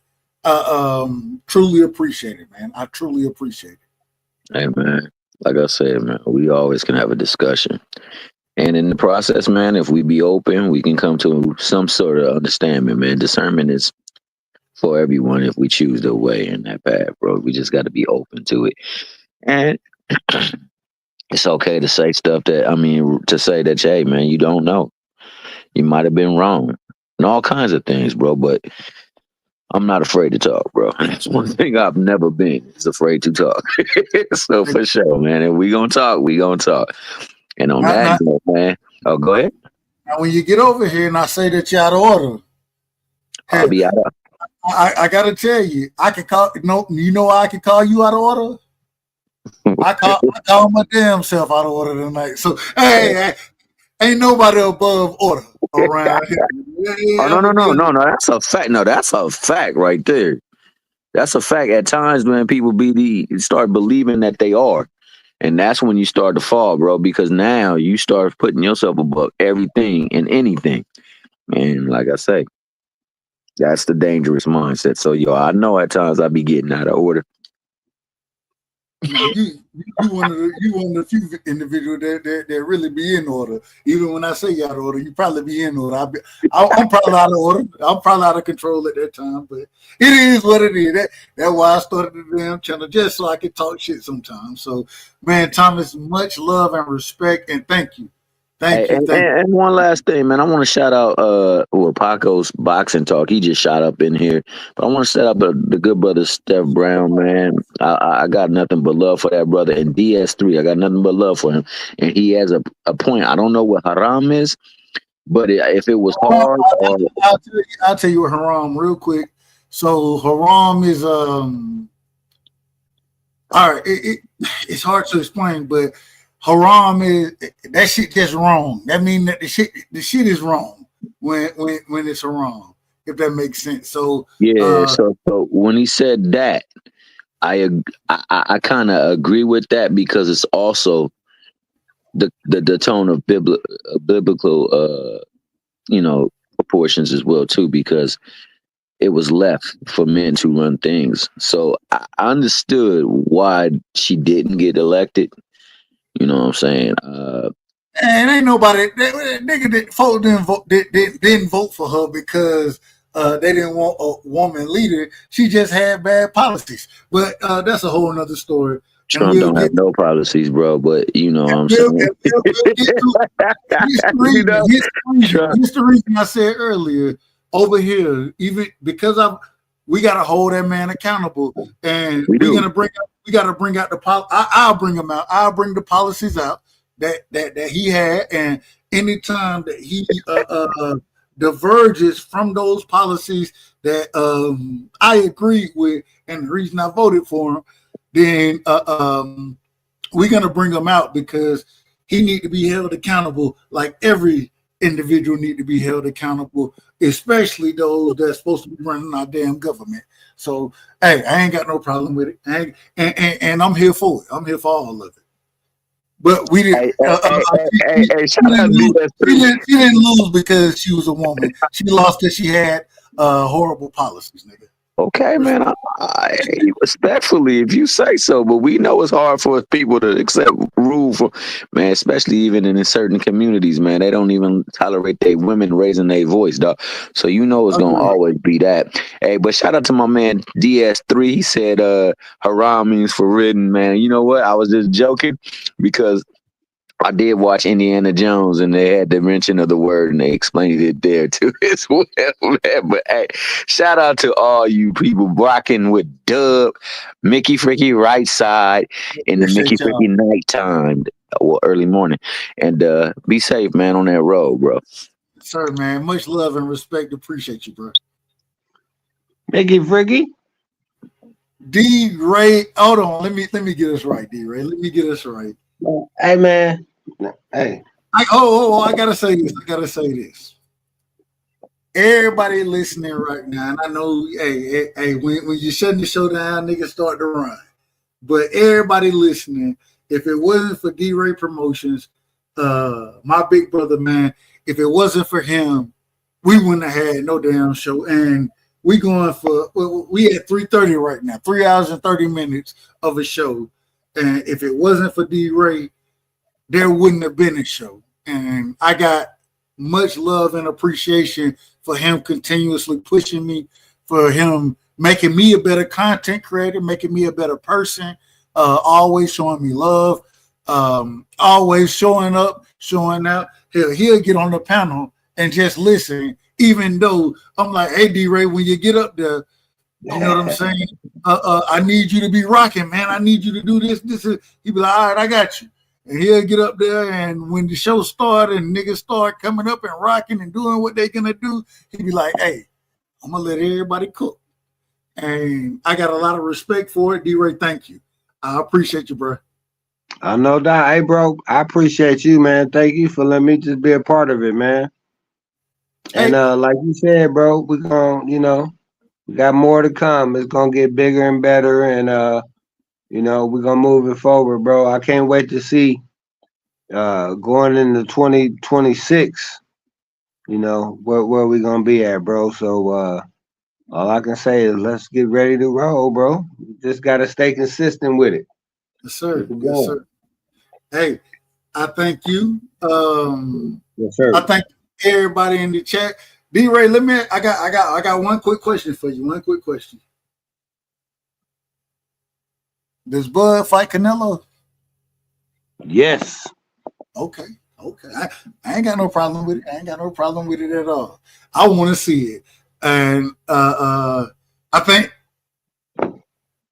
this is going to be the second time. Well, not the second time, because I was rooting for Bud to beat Sean Porter. So the second time in his last 3 fights, let me put it that way, that I'm going to be rocking with Bud. I was rooting for damn EJ. I'm still rooting for EJ, but who knows what that man going to do, respectfully to him. So shout out to go ahead. No, I was just going to say that, well, that's the thing that I love about life, bro, that we always get a chance to be right. But once we figure out where we went wrong at, we can correct that. You know what I'm saying? The thing is, just don't keep making the same mistake over and over. So once you realize that Buzz the goods, we just stay with that and just keep it moving and on to the next subject. Hey, bro, but I appreciate you. I can't wait to see who gonna get a hold of them dogs, and we can find out, who got the best football team in the country, man. But I appreciate you, man. Everybody subscribe, like, and share, support the show. And we can't wait till we get to do it again, man. Appreciate you, bro. Hey, man, much love and respect, D-Ray. Much love and Go respect. right way. I got to tell y'all this real quick, man. I got to tell y'all, hey, man, we on the road. Everybody always tell y'all they on the road to 5,000, 2, 3, 4, however many thousand. We on the road to 1,000, man. We on the road to 1,000. We just trying to get monetized. So y'all tell everybody y'all know, hey, when Doug right side rocking, the man gonna be up there telling the truth. He ain't up there capping. And hopefully soon one day in 2025, because I don't think it's gonna happen in 2024. But in 2025, we're gonna get to 1,000 subscribers, man. I ain't never really cared about subscribers, to be honest with you. But hell, if we gonna do it, we might as well be able to get paid for it. We might as well. So, man, y'all, shout out to everybody, man, in the chat. Shout out to everybody who came through on the panel. And y'all know we're going to do it the right way, man. Shout out to D-Ray Promotions, first and foremost, for really making this show happen tonight. Shout out to my brother Cash Crypto for coming through with the knowledge he bringing. Shout out to my brother Thomas for coming through with the knowledge that he bringing. Shout out to Paid in Full coming through with the knowledge he bringing. Always know y'all are more than welcome to hit the link and Ain't nobody opinion over here bigger or smaller than anybody else's opinion. Everybody got an opinion, and I respect and love the differences of opinion, because if you don't respect and love the differences, then hell, you can't hear those other opinions. You feel me? So much love and respect. Shout out to my brother Cash Crypto, Steph Brown, DS3, Paco, Boxing Talk. Let me make sure. Thomas Hill in the building, man. I'm going. Texas G was in the building tonight. Teach was in the building tonight. Shout out to Teach. Hey, if anybody don't know, Teach over in damn Indonesia right now, eating that good food. Man, out there, he got the street, what they call them, the street vendors. He out there eating the street vendor food. Shout out to Teach, man. Much love and respect. A1 Hoop Zone came through, crazy motherfucker he is. But I love him. And he's a brilliant boxing mind. Let me rephrase it. He probably don't know shit about boxing, but he's a brilliant basketball mind.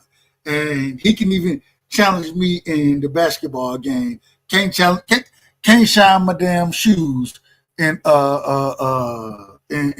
boxing. But in basketball, hell, he's a great one. He's a great one. Y'all make sure y'all sub to him. Shout out to Picasso. The vampire is what they like to call him, but hey, Picasso a real one. You know what I'm saying? I've been rocking with Picasso a long time. Shout out to Picasso, man. Anybody else that I'm missing? If I missed you, man, I apologize for missing you. You know what I'm saying? It's nothing personal. You always welcome over here. Everybody's welcome over here. And that's why we started this show, man. And much love and respect. Thank y'all for rocking with me. And we're going to do it again. And the next time we do it, we're going to go even deeper into these quote-unquote banned topics. The topics that most individuals don't want to address, we're going to be addressing. Whether we like it or not, whether whatever it is, we're going to address everything. And the reason we do it is because it ain't no fun talking about shit that everybody going to agree on. And it also ain't no fun when the rabbit, excuse my language, when the rabbit got the gun. And now we the damn rabbit. We got the gun over here, and we popping off accordingly. Much love and respect. Appreciate y'all coming through. And just know when y'all over here, man, you rocking on the right side. And so, my fellow Americans, ask not what your country can do for you.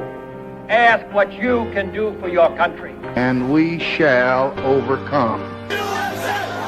Impromptu celebrations erupted outside the White House. The very word secrecy is repugnant in a free and open society. And we are, as a people, inherently and historically opposed to secret societies, to secret oaths, and to secret proceedings.